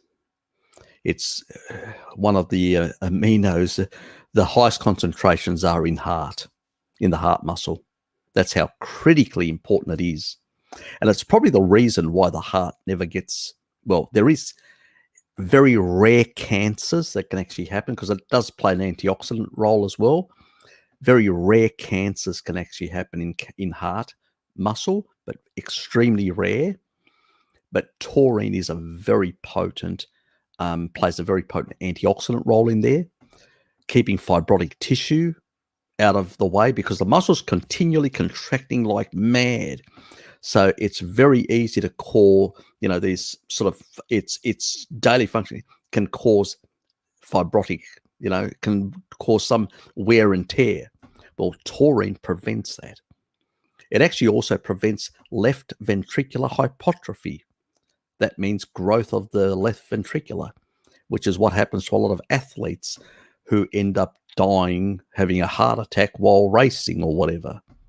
taurine is really important. Rather than carb loading, they should be meat loading to protect their hearts for the physical activities that they're doing, or at least take a freaking taurine supplement.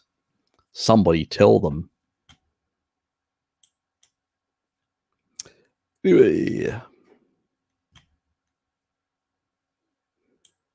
Yes, but actually, the thing with the organ meats is they're so cheap, aren't they?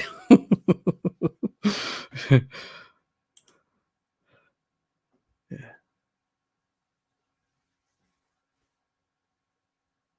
Not entirely. It's not really there. Actually, I don't agree with that's the typical MD sort of thing. Once it's gone, it's gone. If you had so much damage, even the liver can sort of come back. It's really the fibrotic tissue. I mean, remember I said about my lung, I had massive scarring and glassing of my left lung. They thought it would go cancerous. It was, maybe we should take it out, sort of even thinking. But the fibrotic tissues come down quite a bit because of taurine, but I was doing really high doses of taurine at the time in those early stages because I was doing it for my heart, but I didn't think that would have a positive effect on my, and I was doing alpha lipoic acid and all these sort of things and really mega doses to, grounding and all sorts of things to try and get electron, in there to stabilize all that tissue and stuff like that and clear out all the fibrotic tissue. And it seems, to work beyond the heart. So, yeah, but that's an anecdote of one, obviously. But there is research that I've shown that it does, that these things have an effect on these organs, but they're not, largely they're not in humans, but it is in another mammal, a rat. Maybe we can have a conversation with a rat, with Bart. He likes having conversations with rats. Anyway, but that's all we've got, unfortunately. So I sort of see it, it's not a diet thing, but it is a physiological thing. This nutrient has this effect. Maybe it'll have the same effect on me. Trial and error, N of 1. Because unfortunately, all we've got is the majority of studies out there are all on things that are, yep. I'm wondering what exactly happened to my thyroid, but I will still get exams done. I feel better. My condition is stable, and I'm not sure if the autoimmunity is completely gone. You need to get that other doctor, I said, and get tested to see where you're at. Because without testing, you don't know. You're guessing. But obviously, you're feeling much better. So I think you're either completely sorted or you're nearly there. So my lungs, my left lung is getting better. I've got far more capacity. Look, since the last time I did my scan, yeah, and that's the other thing I forgot. I need to go and do my scan as well. Still got the damn thing. It's because of COVID and all this sort of stuff. I forgot about it. Because I'd gone up there. They were busy. They couldn't take me on the day. And I said, and I left. And then I forgot to go back. So I just remembered, yeah, shit, I got to go and do that. Oh, well, another thing to do next week.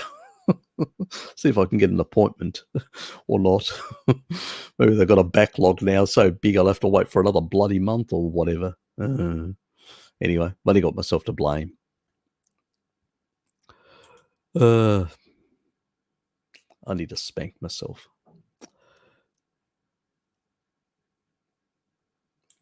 Yes, but that vitamin D and that meat are really doing wonders for you. You don't see these conditions like, in ancestral populations. So the more we shift closer, the more we will see remission of these conditions. There are some cases, look, even with, joints and other things. And if you're too old and you've got too much damage, it is much harder to reverse completely everything, Shell. I'll have to agree with you on that, with anyone. But I still think you can reverse some of it, depending how much. Varies on a lot of things, keeping the deuterium down to maintain better energy levels. Maybe using a supplement like a stearic acid supplement to slightly increase the amount of mitochondria you have. Then, using something like Cerule to create new cells with healthy mitochondria. A number of sort of things, biohacks, can slowly sort of help over time.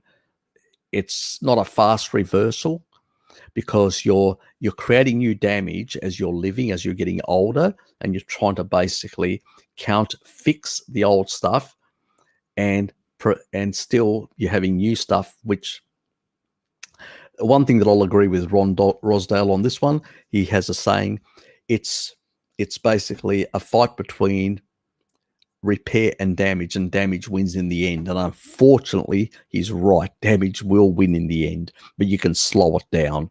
And that's what we're talking about, and reverse it slightly in some tissues by that slowing down effect by doing things. Yeah. And another option would be probably about, considering a small period of deuterium depletion as well, as an option. So that was the link on the other stuff. Yes.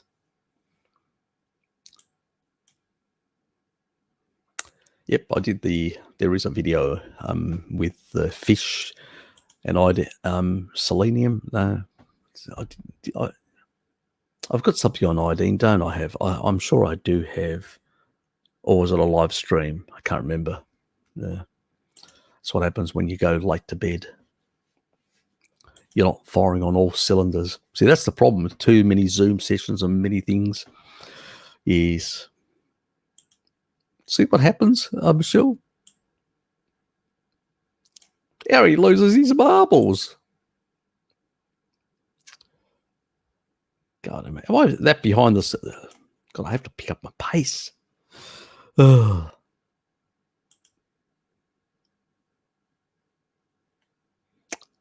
Oops, I'm in the wrong spot. I actually lost my spot completely. Oh, that was great.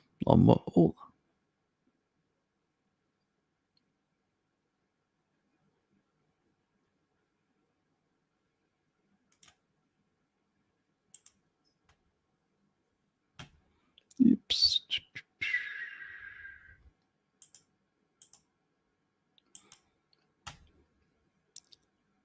And there I was. I clicked on the wrong damn thing.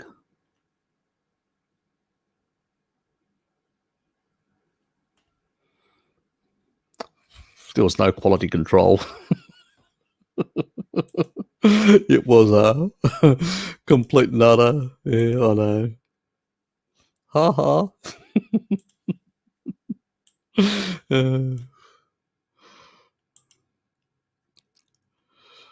Oh well, shit happens.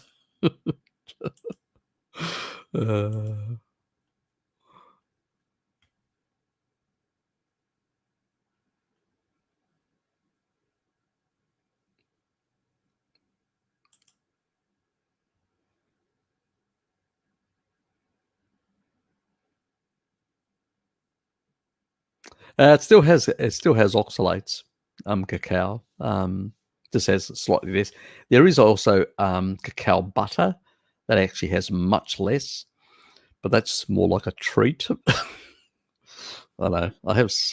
I've had in the past some of these unusual. That was the era with the fat bomb stuff. Yeah, that's right. That's exactly. I did go through a month of that, and then I go, oh, I'm not going to do this anymore.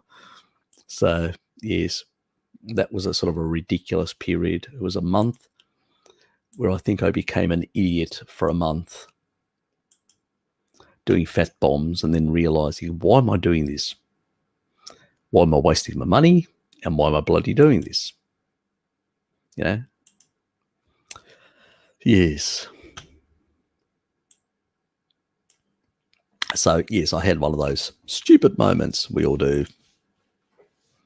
I have a question regarding L-citrulline. Should one supplement that amount, or which foods I really don't want to be taking aspirin forever? No, L-citrulline. Stick to L-citrulline.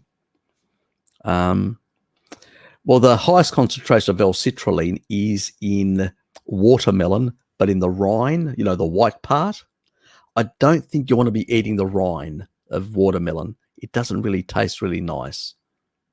So that's where a lot of the highest source of L-citrulline. Doesn't exist in other animal foods and stuff like that, but in much lower amounts. At the end of the day, it gets converted into arginine. That's what actually gives you the nitric oxide. That's what actually has the vasodilating effect.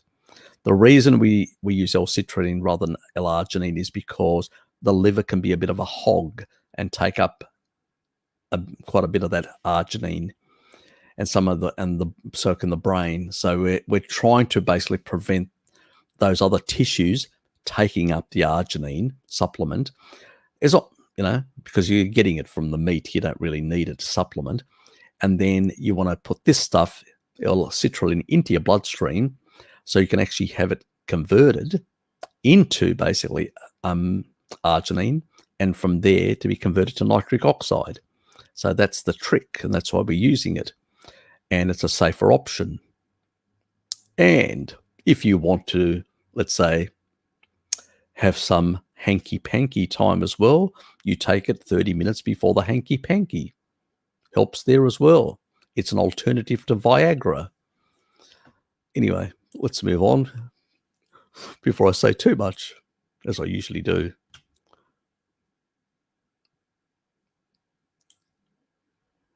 Exactly, sure. Rind, yeah. Ugh. Can you imagine actually crunching on rind? And it's not even, remember, we're talking about the supplement is concentrated. You're going to have to eat a lot of watermelon rind to basically get enough L-citrulline. I don't think anybody's going to do that because it's yucky. Can you imagine munching on, kilos of that to get your supplemental for the day? Forget it. Exactly. Yep. Precisely. It does exactly that. I think I've mentioned it ages ago about that.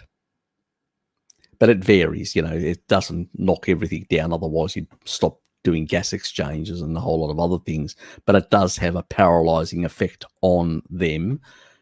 And the cell literally just, those hairline will literally just collapse. And that's why I don't recommend aspirin to people, and recommend L-citrulline. That stuff. Oh, that's choline. Oh, sorry, wrong one. You know what I mean. I've got it over there. I just realised. Another amateur moment. Making too many mistakes. Anyway, so yes, much better, and you get a bonus. Bonus. Anyway, move on. Just don't take it before as you're about to go to work. Pick your time earlier. Get your nitric oxide boost. Allow your, because I've had a number of people complain they've taken high doses and they've had boners all day. Anyway, let's move on. Oh, you knew I couldn't help myself.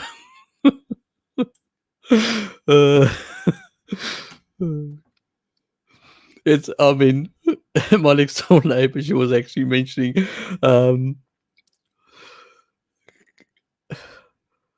Mr. Baby that comes on here sometimes. He had taken quite a large dose and he had a boner for hours. And unfortunately, his partner, dumped him recently. Now she wants him back. Now she's trying to get him back. Yes, exactly. Maybe she saw the L-citrulline thing, got excited. Yes. Uh,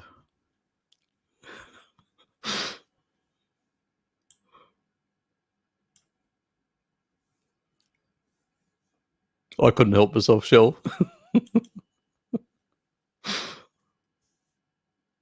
Yes, I heard that from Harry too. You know. Ah, yes, the stuff. Yep, yep, yep, yep. Not a good stuff. Not a good stuff. Isn't it funny? They recommend, you come out of a cardiovascular thing and they go, here you go, take some aspirin and take some statins. Some mitochondrial poison and some, poison to your lungs. Just you'll be okay. You go, yeah, I know, crazy, isn't it? Absolutely crazy. Exactly. You don't need to eat those things and oils that are causing a lot of the clotting factors. Exactly. Oh, yes, that boy. Yes. Yes, unfortunately, Tucker has been seduced by the dark side of the salad boy. Yes.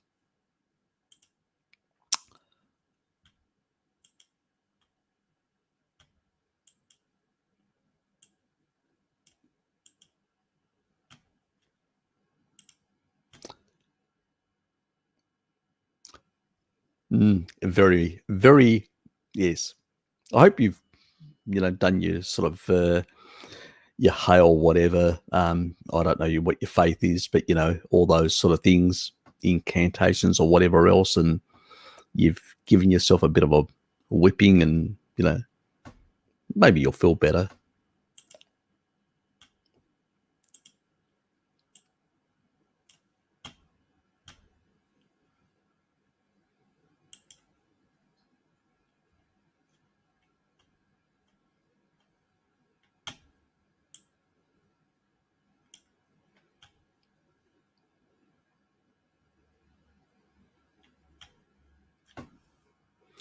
Thanks, Jill.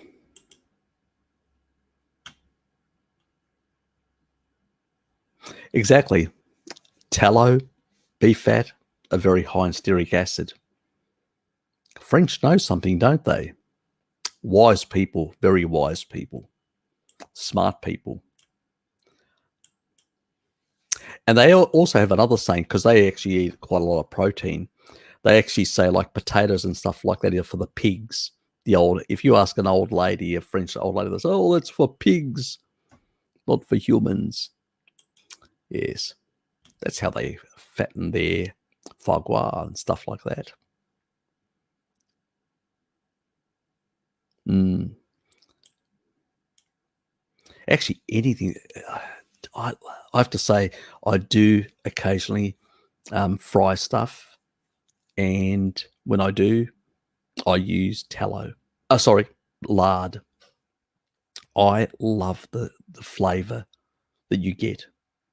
It's really, really nice. So in that regard, I actually will.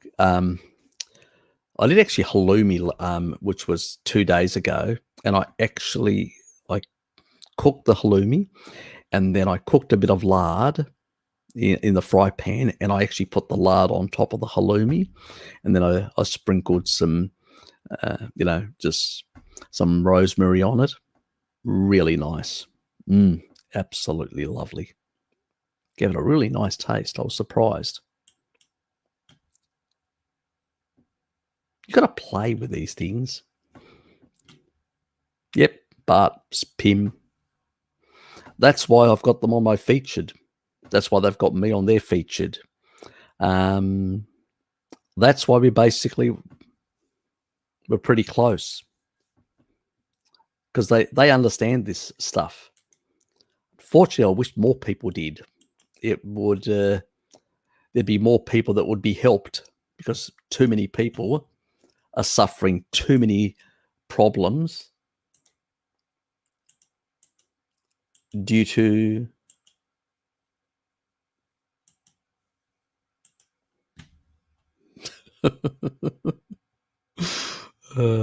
Thanks, Loki.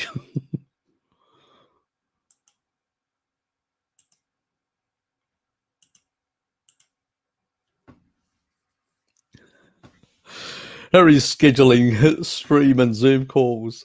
Mr. Worldwide.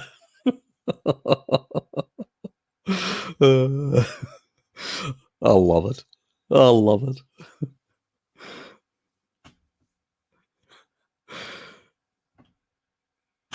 Actually, that looks like is that the sunnies that I wear in that other thing, or is that different sunnies? I'm not sure. They're supposedly similar in that regard. So, yes, nice one, Lukey. Nice one. That one I'm definitely gonna save. Let me just get that. Yes. And done. Anyway, now where was I? Yeah. Let's not confuse. I better get rid of that so I can actually. I better finish this as well.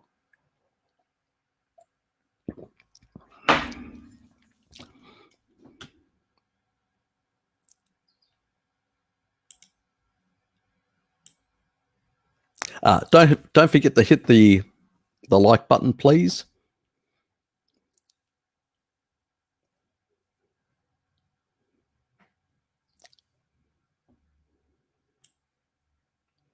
You're welcome. I sometimes can be a bit take my time, but I do respond eventually.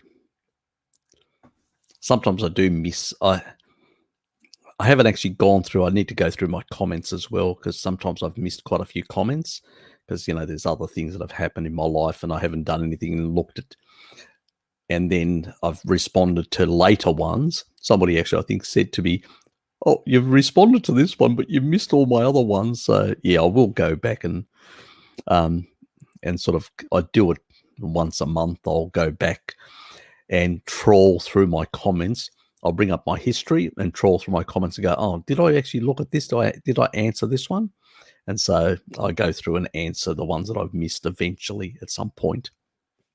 So yes, I do get around, but it is far more time consuming now because since my channel grew much bigger and there's more people that are coming on, there's been more emails, more questions and more stuff and things like that. And I do like answering people's questions and I do like responding to people. Sometimes I even do videos. Some of you people know that I've even done videos that you've actually asked questions on because I thought it was, the currency was things that are being talked about and somebody had to provide a good take on it on some of these matters. So yeah.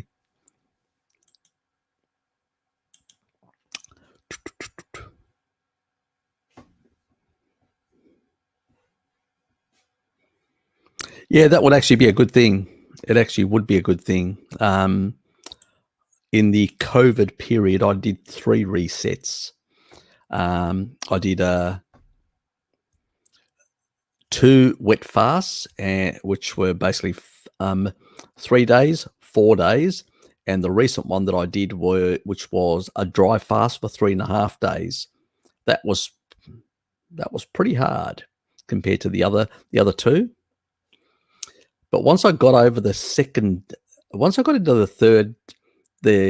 day, I was really comfortable. Once I got to 3.5 days, I don't know what it was. My body at that moment said, I was trying to get to 4 days and my body was going, I don't want to do this anymore. And I go, I better listen to my body, because otherwise I'm stressing it. I'm pushing up cortisol too much. I better listen. It doesn't want to do it anymore. I'm stopping. And I did, so I only got to 3.5 days on a dry fast. It was interesting. I think the one thing that I'll let you guys, I think I've mentioned it, but just for people that may have not heard, if you do a long dry fast, do not, this is like on neon lights, do not drink room temperature water, or definitely not cold water. You will feel like you've had an acute episode when it comes to your throat and larynx, especially your esophagus. Will not like you at all, will hate you for quite some time if you do that. So the best thing to use is something warm, like coffee, tea, whatever, even warm water.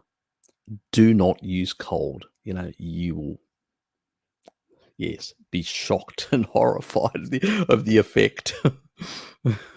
Believe me. The crazy things that I've done. Yes, and I've gone, oh, yes. If you've done long periods of B vitamins, yeah, I just keep them for my indiscretion days that are coming up. I've got two. I've got the 3rd of December and I've got the 16th of December, which are work-related functions. And I know I'm going to be drinking. So I know I'll need B vitamins and choline. So, yes, I'll be using both those supplements for that exact reason. So, yes. Yes. And I hope it's a good quality one as well. Since you're only using it occasionally, it always should be good.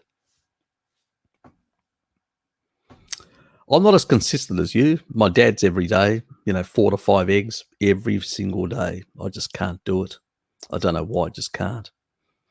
That's the reason why I use choline as a supplement, because I need it for genetic reasons, but I just can't do the eggs every day. Mentally. I don't know why, I just can't.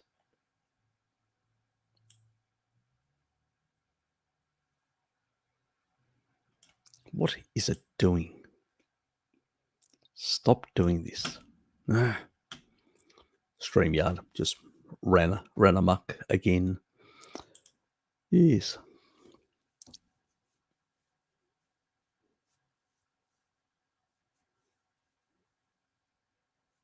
Look, it's like all fibrotic tissue, all damaged tissue. You can still heal the stuff. You can still do exercise. You can do still things that enhance stem cells. You can still use electron doning things like alpha lipoic acid. All these things can actually help as long as you actually stop the acute damage continuing and you eliminate the stuff causing the damage, and then you basically start doing things that actually help. The rate that the repair is going to happen will vary. There's genetics involved as well. Repair mechanisms are genetically influenced, unfortunately. That's why certain people have got very good genetics in terms of, there are longevity genes. So I do have some of those longevity genes. Sort of explains why my great-grandfather lived to 107.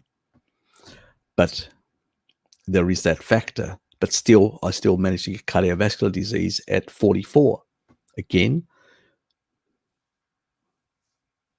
and eating seed oils and other crap.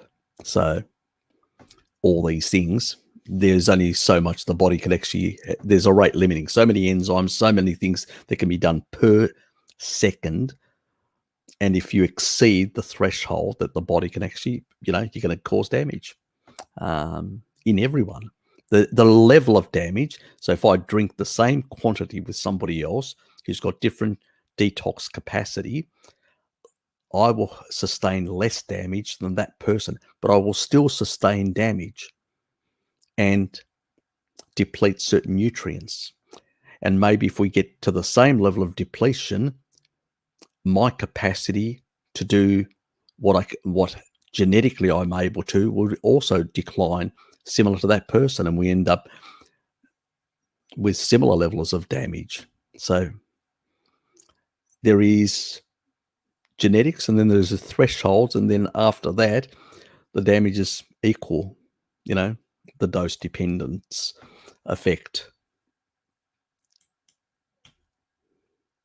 So, yes, I can't use that as an excuse and say, oh, I've got great genetics. Yes, if you overdo it, great genetics aren't going to save you, aren't going to help you. So, and unfortunately, That's what happens. Ah, yes. Nothing like a bit of rind. But I'm thinking about pork rind, not that sort of rind. I actually did buy some pork rind, so I've got some really good. And yes, you got to laugh. If you can't laugh at yourself, who can you laugh at? Yes. Okay. Yeah.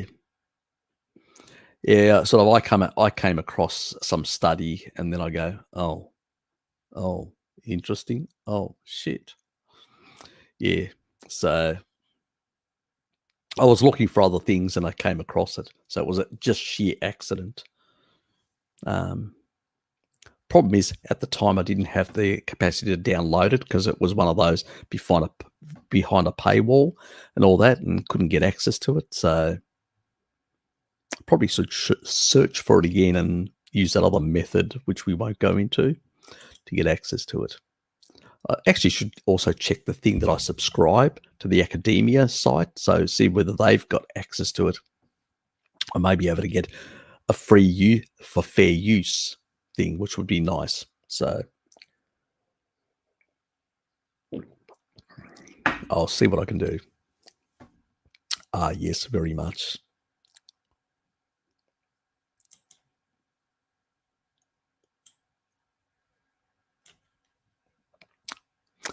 Yes. Worldwide.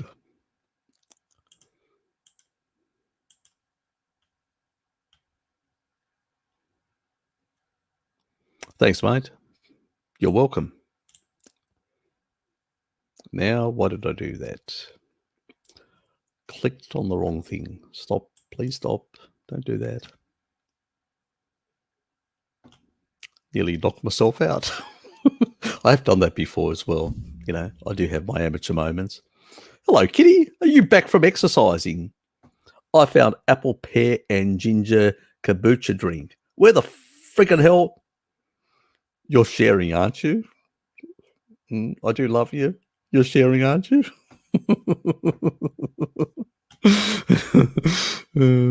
We're stopping this live stream. I'm coming over. No, I'm just joking.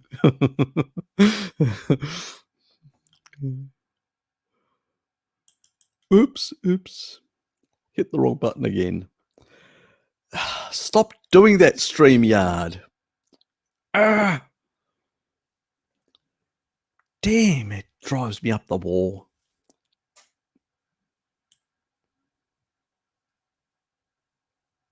Now I've lost where was I? Oh, God, I get exasperated with StreamYard.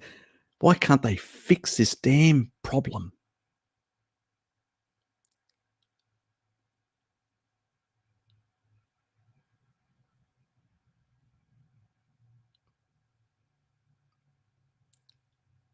I don't know where I am. Where was I? There.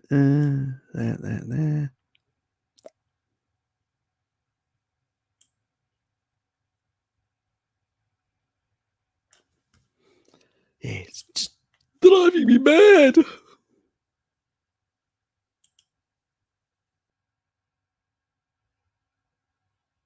You're not? maybe you're using it because you're using it as a like a with your bodybuilding, so it's actually being used by the body, because it can enhance actually also the muscle protein synthesis. It can do a lot of things that actually improve the like vasodilation into the muscles. And if you end up using a lot of it there because you're using that, it'll actually drive it into the muscles and not down there. So if you want it down there, half an hour before and no other physical activity, so it can get directed to the right place. Say no more. Because that's what some other person's been doing without realizing. Anyway, and it does affect people differently in terms of genetics. So, oh, there. I tried all the other stores, the Sandy Bay one, the Campbell Street one. Okay, so it's in the Newtown one. They still got it there. Okay, another good reason to do a long walk that way. I thought you were going to walk with me at lunchtime after this. You went early. Oh, you can. Oh, that's nice.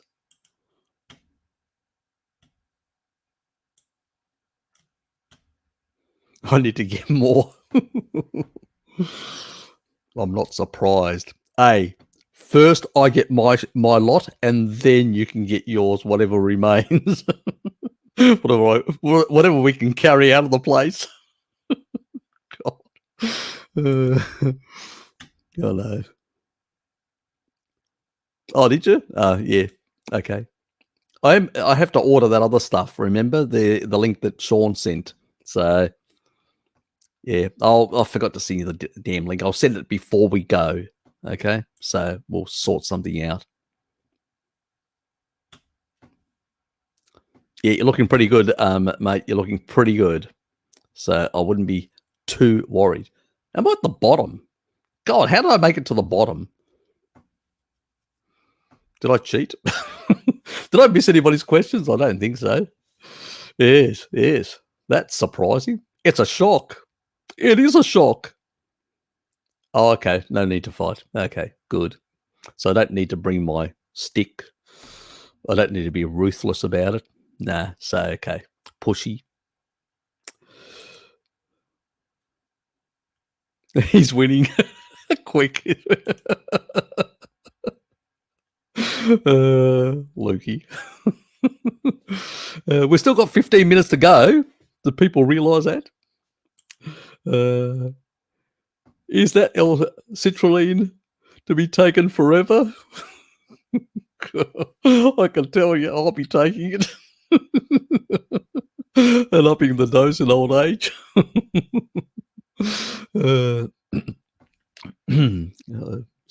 I probably said too much. Depends how many people you want to please.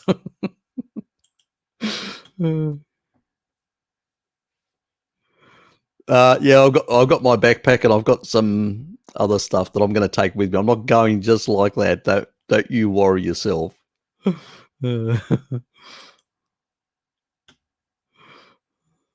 He's getting through all these. Yeah, I'm still streaming, Robert. I'm still streaming. Yes. Yes. We've got a few deviants here that, they can't. They've got needs. They've got needs that I need to fulfill. Vasodilating fields at the lower extremities. Yes. Yes. The stuff down there. Don't take it forever. Hey. Not, what is it? About 13 minutes to go. 13. Be patient.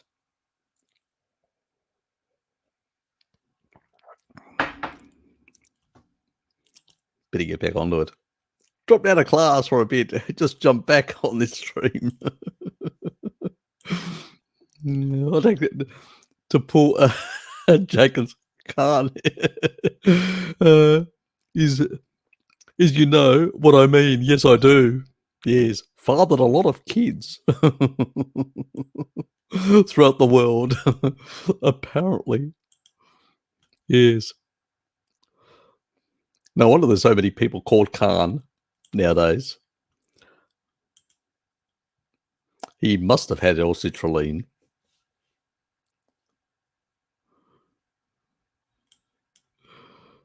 Ah, yes.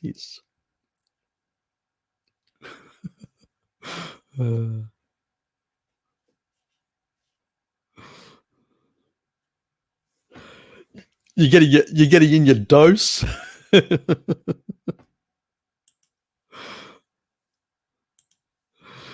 Zombie, I just picked up a load of chicken wings and legs from the IGA for $1.75 a kilo.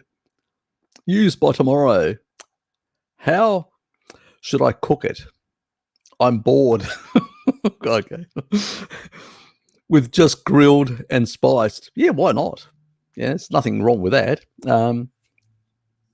I'd basically, what I would have done is I would have got lard and I would have warmed it up and literally stuck the stuff in and just doused them in the actual lard. And if you had pork rinds, I'd sprinkle the pork rinds in, and I would put them on a baking tray and bake them. Now that would be a real doozy. And then the excess amounts, you'd throw them into a zippable bag, a fridge type bag, and throw them have them some other day where you can cook them up. So yes, if you got plenty, it's always a freezer. Prepare them and then freeze them for a rainy day.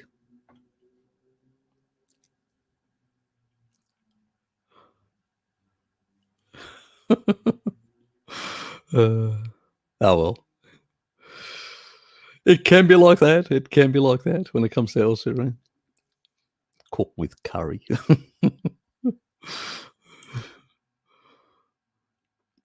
Would grounding negate the effects of eating brown meat, neutralizing the pro-oxidant effects of Maillard reaction? Yeah. You're taking up electrons. You're electron doning. Yes. But look, there's not a lot. Remember, you only get trace amounts from meat. Remember that video that I did on pork? It covered a few of the other meats. You only get trace amounts. And the more, so it's not a lot unless you actually, literally cook it to death. But, and even then, it doesn't actually, it goes slightly above trace levels. It actually still lower than seed oils and all the other stuff. So, in that regard, but yeah, grounding and stuff like that will help, definitely. In a low carbohydrate state, you'll have more glutathione, which means it'll recycle vitamin E, which is really important for that. So in the tissue, so it's not a problem. Eggs have got good source of vitamin E. Egg and steak, yes. And when it comes to Maillard reaction, I wouldn't get too wound up. It literally, to get really problematic, even levels that still are lower than seed oil in terms of aldehydes and primary and secondary oxidative products. If you remember that video that I did, they had to cook the damn stuff for over 30 hours. You're not going to cook it for that long, so I don't think it's a big problem, basically. I wouldn't get too wound up in that regard.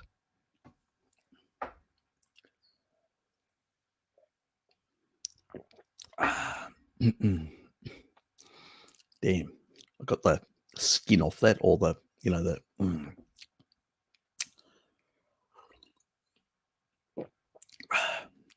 swallow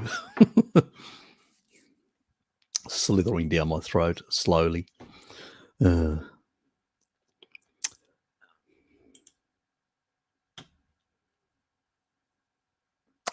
Yeah, duck lard is very nice. Actually, yeah, duck fat is really nice. The French know. I actually buy from French duck fat, and I do use it in some of my special treat cooking and stuff like that. It is really damn nice. I do have some pork rind and stuff like that. I've been thinking about doing some of that fish, and maybe do something on Monday when after my Zoom session. I may do something like that and use some duck fat. It's probably a nice idea. I haven't done that for a while. You got me thinking. You definitely got me thinking. Haven't had chicken and I just should probably reintroduce it again for the extra K2. Yep. Chicken's got, all this sort of nonsense about, eat plenty of skin, don't worry about the fat. And it's full of really good collagen as well. In that regard, the bones, munch on the ends of the bones, hyaluronic acid, really good stuff as well.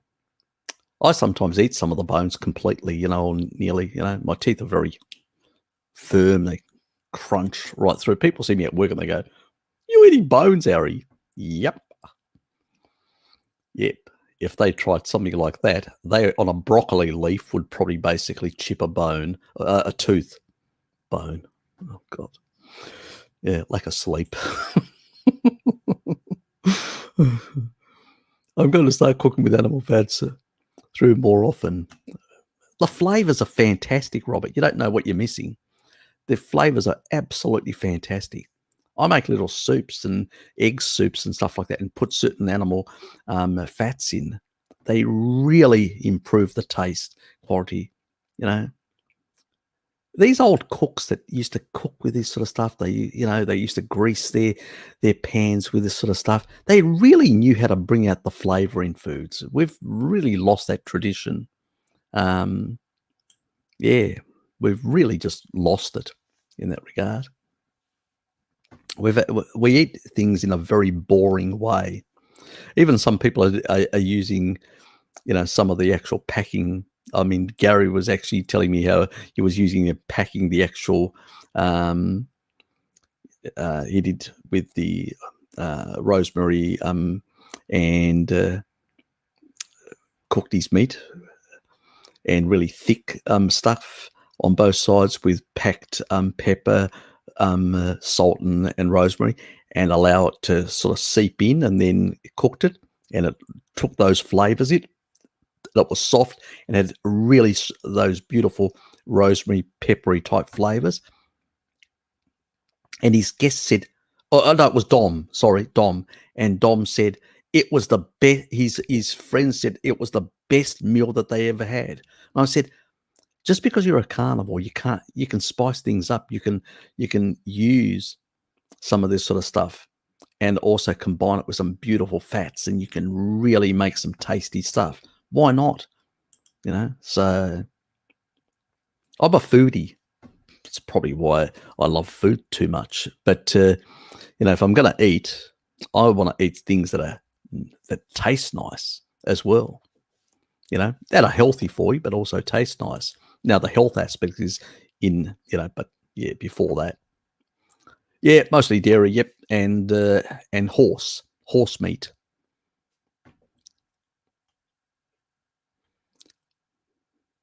I mean, some of the soldiers will literally get off the horse and actually drink from the tit.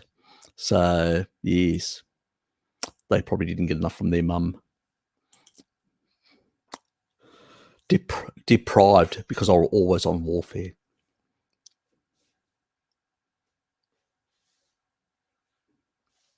Yeah, I noticed lamb has even in Hobart, there's been a bit of a fluctuation in the price as well. So I'm not sure why that's happening, but there's been a bit of a price fluctuation. Even the pork, I mean, recently, you know what they did? Um, they've been literally trimming off all the fat from the pork. How can you do that? And recently they brought back cuts because none of it's selling. I stopped buying that because, I had to go and buy other things. And now they brought all the other stuff with a big thick fat on it. Idiots. What do they expect? People are going to eat just stuff without beautiful fat on it. Anyway, yeah, I know there's some weird stuff that's happening out there in just the general marketplace. It's just, yeah, what can one say? Isn't that good? Yeah.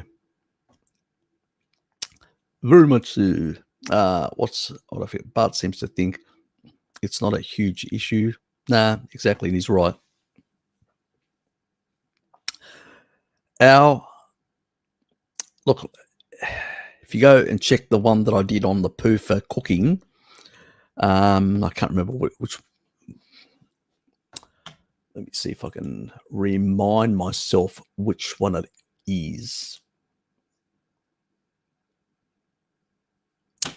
No.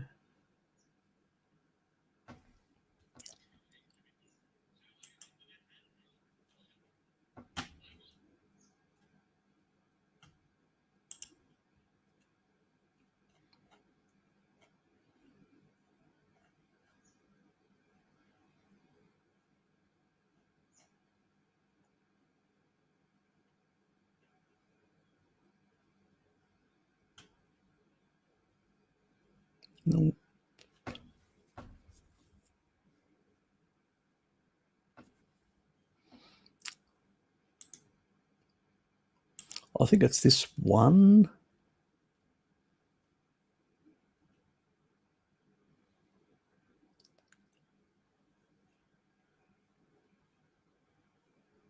Which goes, is cooking animal fats as dangerous as some make it out?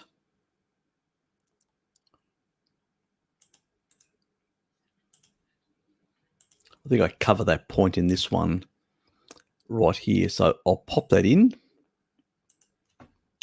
It's that one there that I think covers that point, and shows some of the research, cooking times and stuff like that, and the different stuff. So yeah, go and check that out.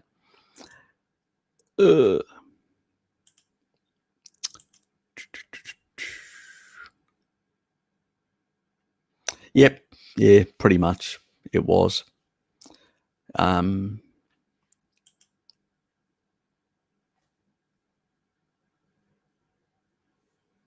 Yeah, there's plenty of that sort of stuff around.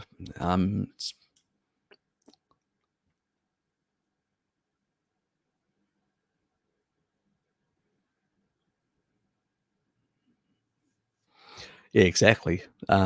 So that's why it's nice to sort of, you can actually, if you've got chicken breasts, for instance, you can just get the pork rind. So you just use probably an egg, depending on the quantity you're making. Let's say you're making a small amount, you'd use one egg, maybe two, depending on the quantity. You'd use a whole lot of pork rind. You can get the unflavored stuff off iHerb, and you would just mix it all up, and you would add that around the outer, and you'd use, I would also combine some lard in that to give it that additional flavor. And basically then I would because you've got the egg providing some binding factor, you'd put it around the actual chicken breasts, and you'd bake them. Really nice. So there's all sorts of things you can do in that regard to make things a bit more interesting. And yeah, exactly. Sounds good.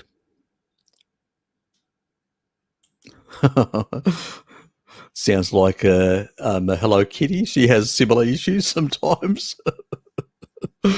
She can go overboard. She has times.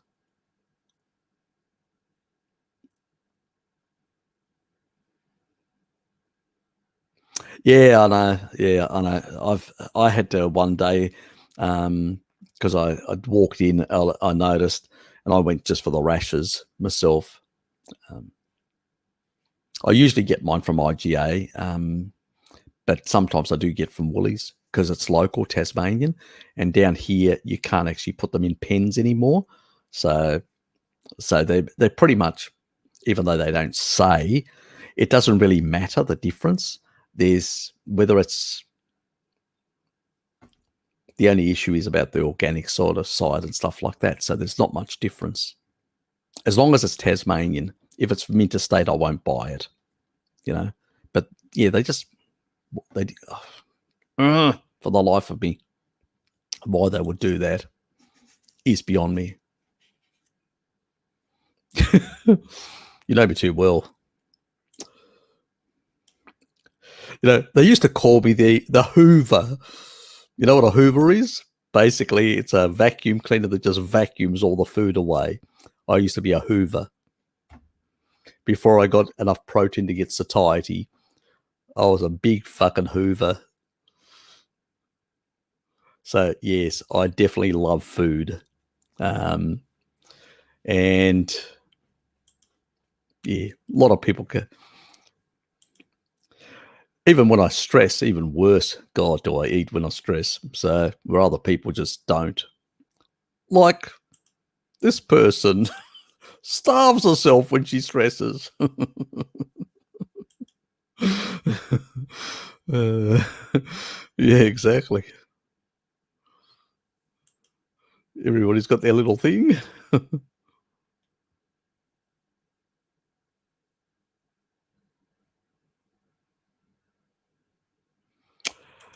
Yeah, look, it's crazy out there at the moment. It is absolutely crazy. batshit crazy, unfortunately. So, and I don't know how long some of this nonsense is going to last. Yeah, look, I sometimes, like on the Saturday, we go down to the guy that actually does the sausages, the German sausages, and in a bread roll, he'll basically put. We don't eat the bread roll. He just puts basically.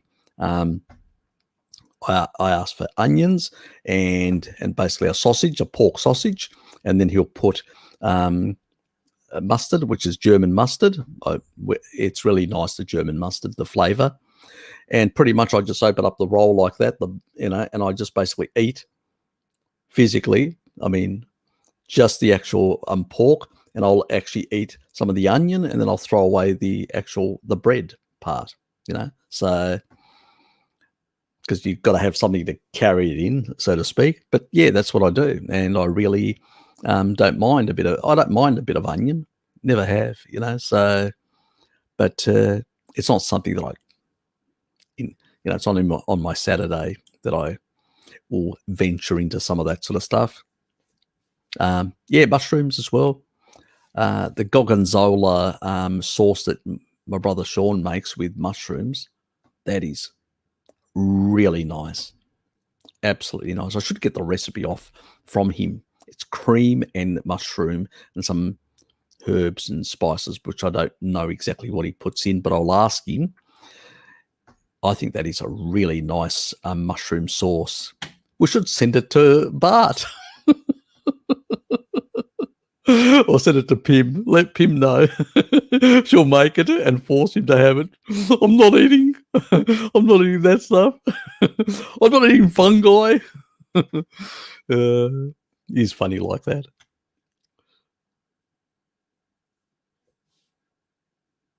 It's not as bad down here.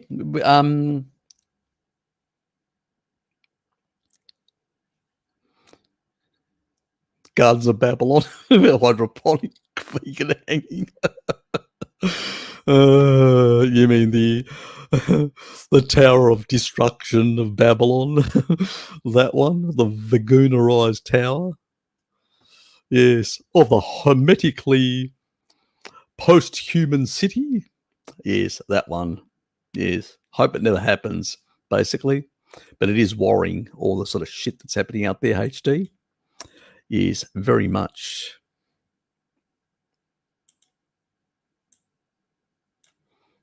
I don't like fresh onions. If they have to be barbecued, barbecued is fine. With meat, with plenty of meat.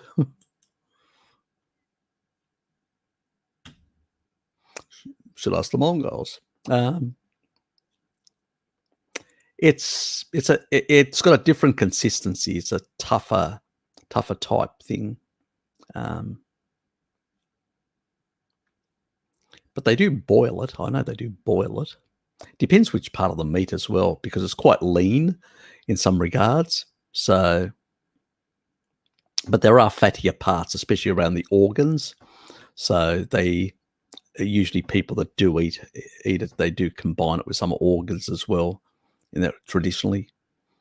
But some Europeans have eaten horses in that regard.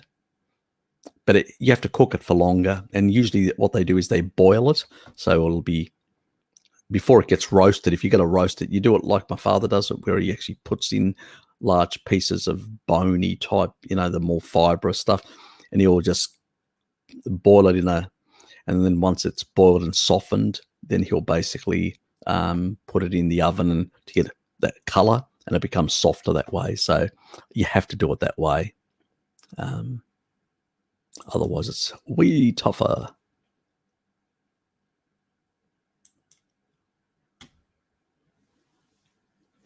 Yeah, that's why I like it on the barbecue, because it's got that caramelized, but that smoky flavor. That's the difference. That is definitely the thing. It's smokiness. Harry does a good bit of tablets of iHerb. Where are you located on the planet?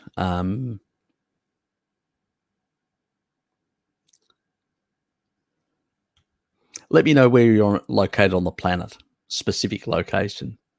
So, because if you're in Australia, there is a pharmaceutical type which is better.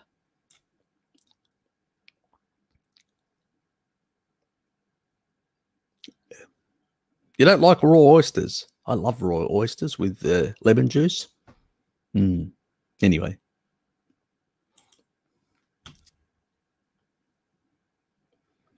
Just think of all that aphrodisiac effect, zombie.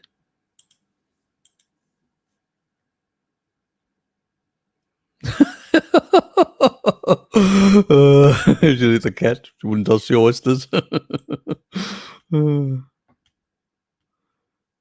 Yeah, I have made some meats. I've fermented basically. The only meat that I actually like fermented is lamb. It intensifies the flavor. So only lamb have I fermented. I don't really like the other meats fermented, but lamb, yes, I do like fermented lamb.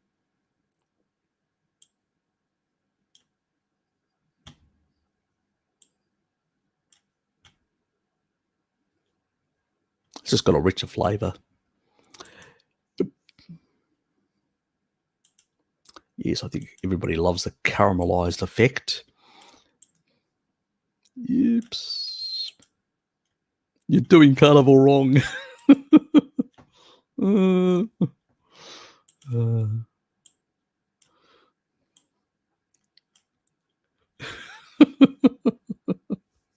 I'll post it in the mail 3 years from now.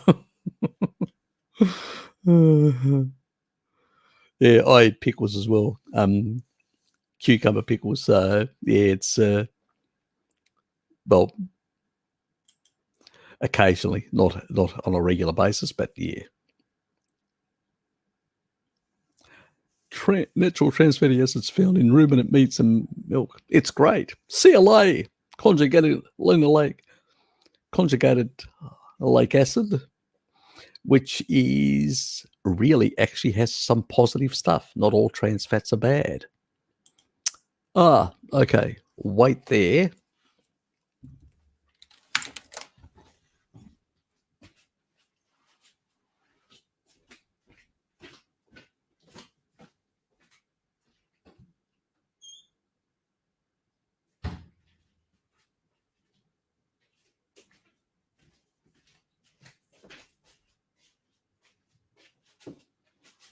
This is pharmacist only. So you can only get this in an Australian pharmacy. It's the one that doctors recommend to their patients who don't do well on statins and stuff like that. It's the one that basically you can get directly from a pharmacist without a prescription as well.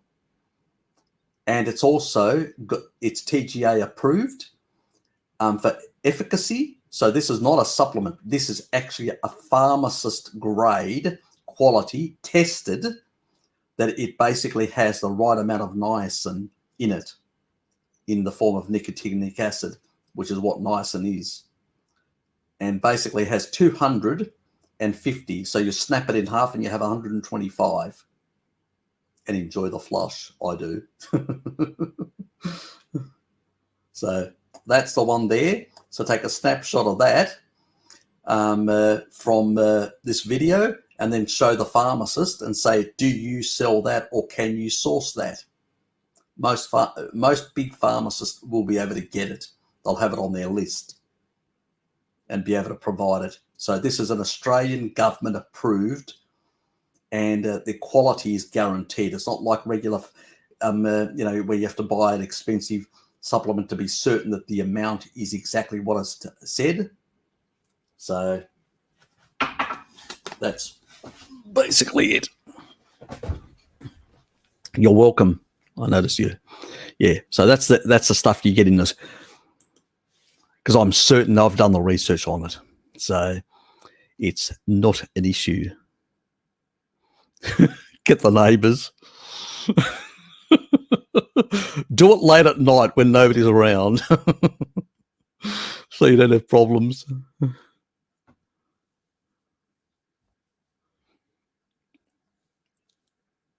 Yeah, I get the ones with the coconut.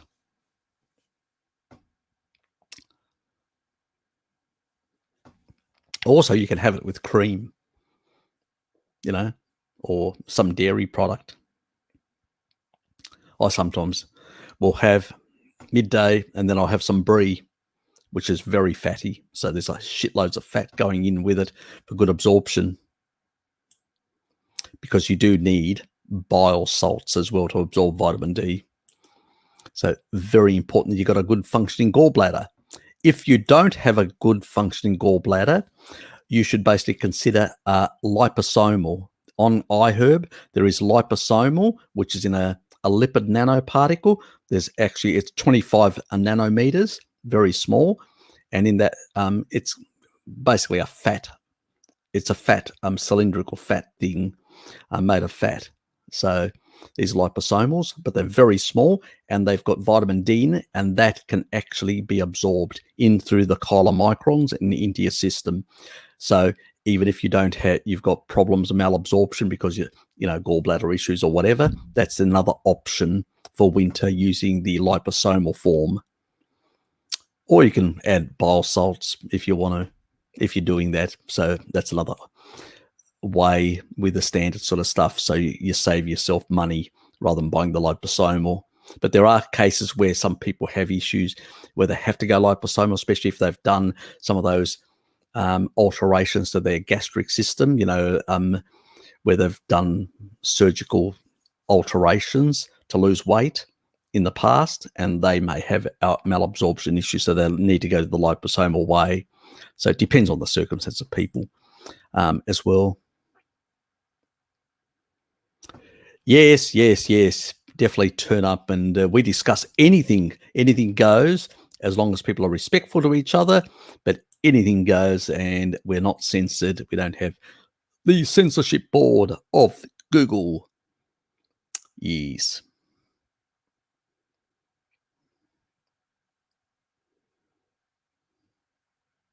Nope. Absolutely none. The body's really good at regulating all this sort of stuff. It's really good when it actually has real food. It's been doing it for a very long time and doesn't have a problem. And before, it was doing it from your mummy's stuff as well. Never had a problem. So yeah, why would similar things that exist in your mummy's milk and exists in the raw dairy would be a problem? Is beyond me. Again, reductionist crackpottery ideas and associational claptrap that is out there, unfortunately, that continues to persist. All these myths, I've covered quite a few of these things in my days about milk, the milk myths. Probably should do a video.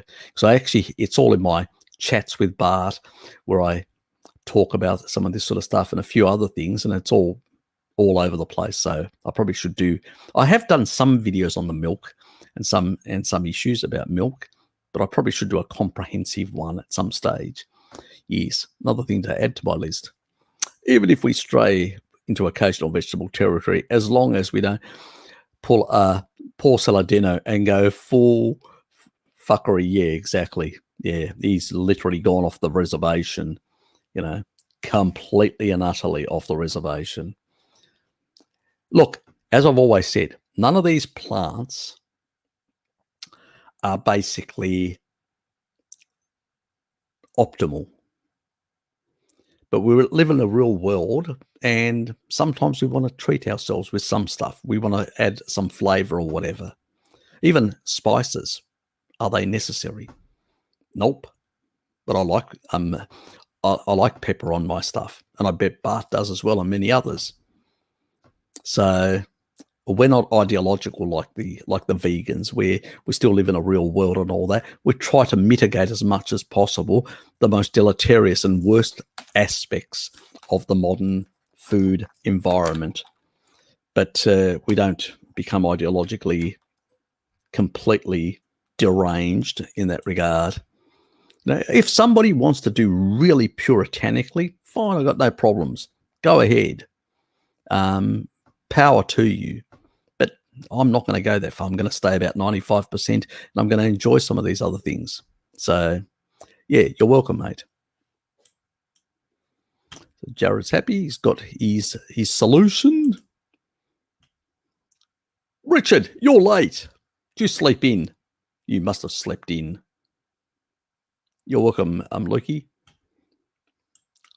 He was at last night's Zoom session, and he did go very late to bed. I know. And remember, New Zealand is, I got to bed at about 1:30. New Zealand is like 2 hours ahead of us. So he had a real, yes, he was a very much. Oh, okay. Oh, that's right. Sorry. Chemist Warehouse does sell it as well. Well put. I forgot about them. Yes, I completely forgot. Good thinking. Somebody's thinking. Somebody got some good sleep, quality sleep last night because they didn't turn up to my Zoom session. Still, I'll forgive you for this.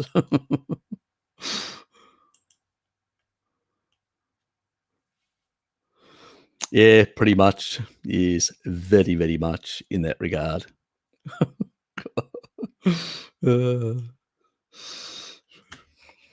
Basically, we should time to a basically a lamb. We should time and scare it to head towards, yeah, we won't say anymore. That's what we should do. Because we wouldn't do waterboarding with a lamb because basically that's just, he's doing something with a lamb. It's just too much fun.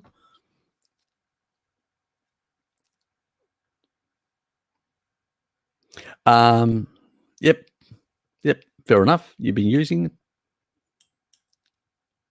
I know a number of people have been using liposomals for absorption issues, especially if they got like gallbladder, certain things like that.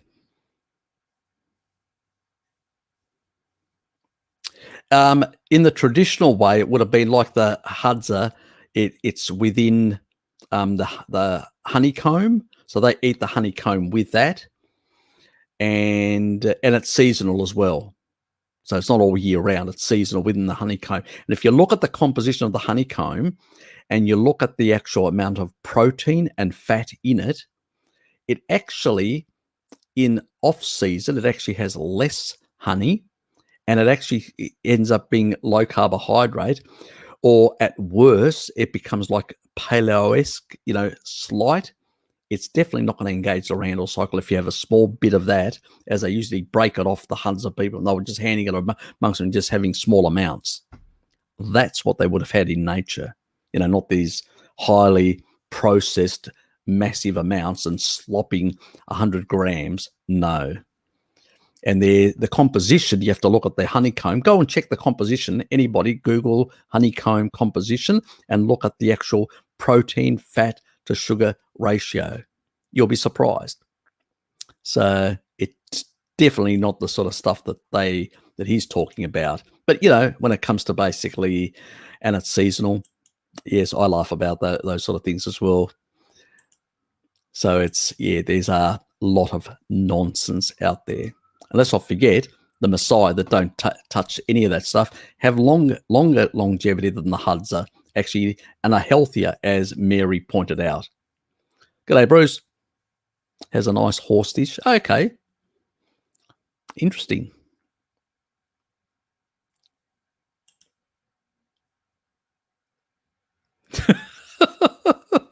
I'll take your word for it.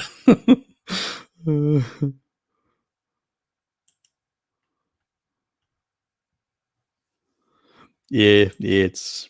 I'm at the bottom again. Yeah, I can actually go now. And we did go quite a bit over in that regard. But actually,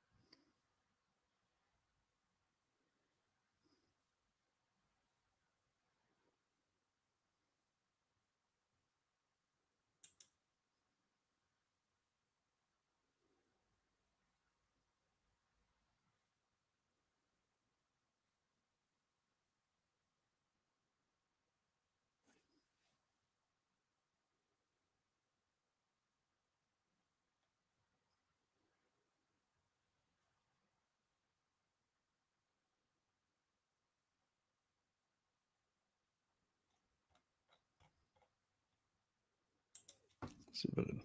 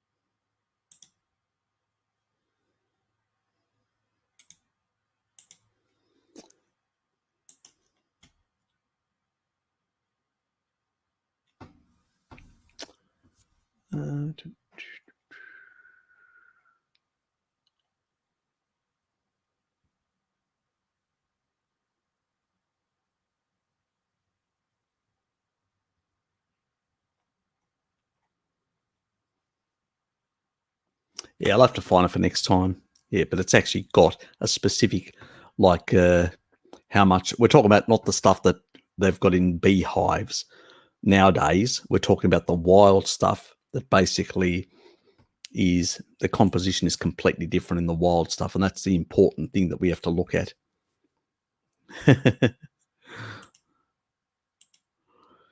And I'm going to pull the plug, and thank you for being here. Appreciate it. Now, don't forget to turn up to the first for the Americas, all the Americas Zoom session tomorrow. Tomorrow. That's right, tomorrow. What am I saying? Or in how many hours? Let me just calculate this because I always get it wrong.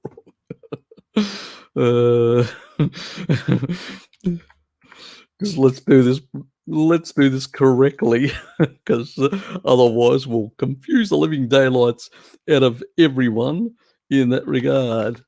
So in 20 hours from now, so in 20 hours time, so you get plenty of sleep in 20 hours, we will have the Zoom session. So it's basically, it starts the same time as this starts, but on a different day. The time that this stream starts at 10 o'clock Australian Eastern Standard Time Daylight Savings is exactly the time that tomorrow will be the Zoom session. So exactly the same time. So you know the time that you actually watch the Zoom session, this one, just think 24 hours in the other direction. So you can't go wrong. That's why I've stuck to the times. Like even on the Saturday at 6 o'clock, which is Australian Eastern Standard Time Daylight Savings, 6 o'clock on tonight's the Eurasian one, same time. So, but just different day. So in that way, it's not confusing in that regard. And that is pretty much it, guys. And if you do come along, you will basically have some very interesting conversations with a number of people who don't feel that they have to basically hide and can't express themselves in the sort of thing. Oh, look, he's got something on the food matrix. We've got to show this one. It's the last minute thing. Oh, yes, mate. Yes, that is definitely has to be shown.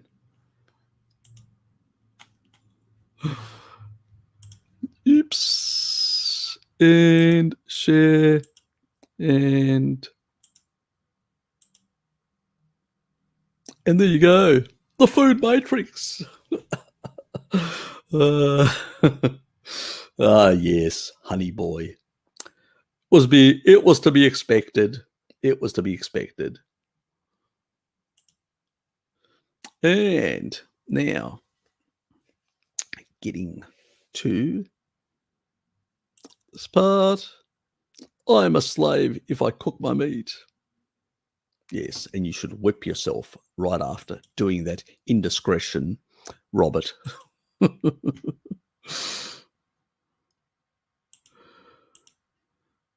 Thanks for being here, guys. Appreciate it. And in 4 hours' time will be the next one, so I better get going. I'm coming over shortly. I'm putting some pants on, and I'm coming over so I don't scare the neighbours. And then we'll walk over and get our supplies, so to speak. You're welcome, mate.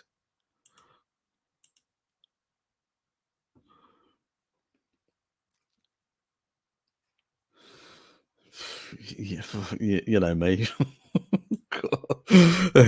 Can go for quite a few hours. Don't tell them the truth. I won't turn up. I'll be too scared. Let's say you get a long session with yours truly, and we can talk about anything. It's just chill out time. You can bring your food with you, your drinks, whatever, your snacks. Please don't turn the video on if you're naked. So, unless you're good looking. Yeah, I know. See you all. Thanks for being here, and please hit the like button. Don't forget to hit the like button. Slam it, hit it, and I'm out of here. See yous.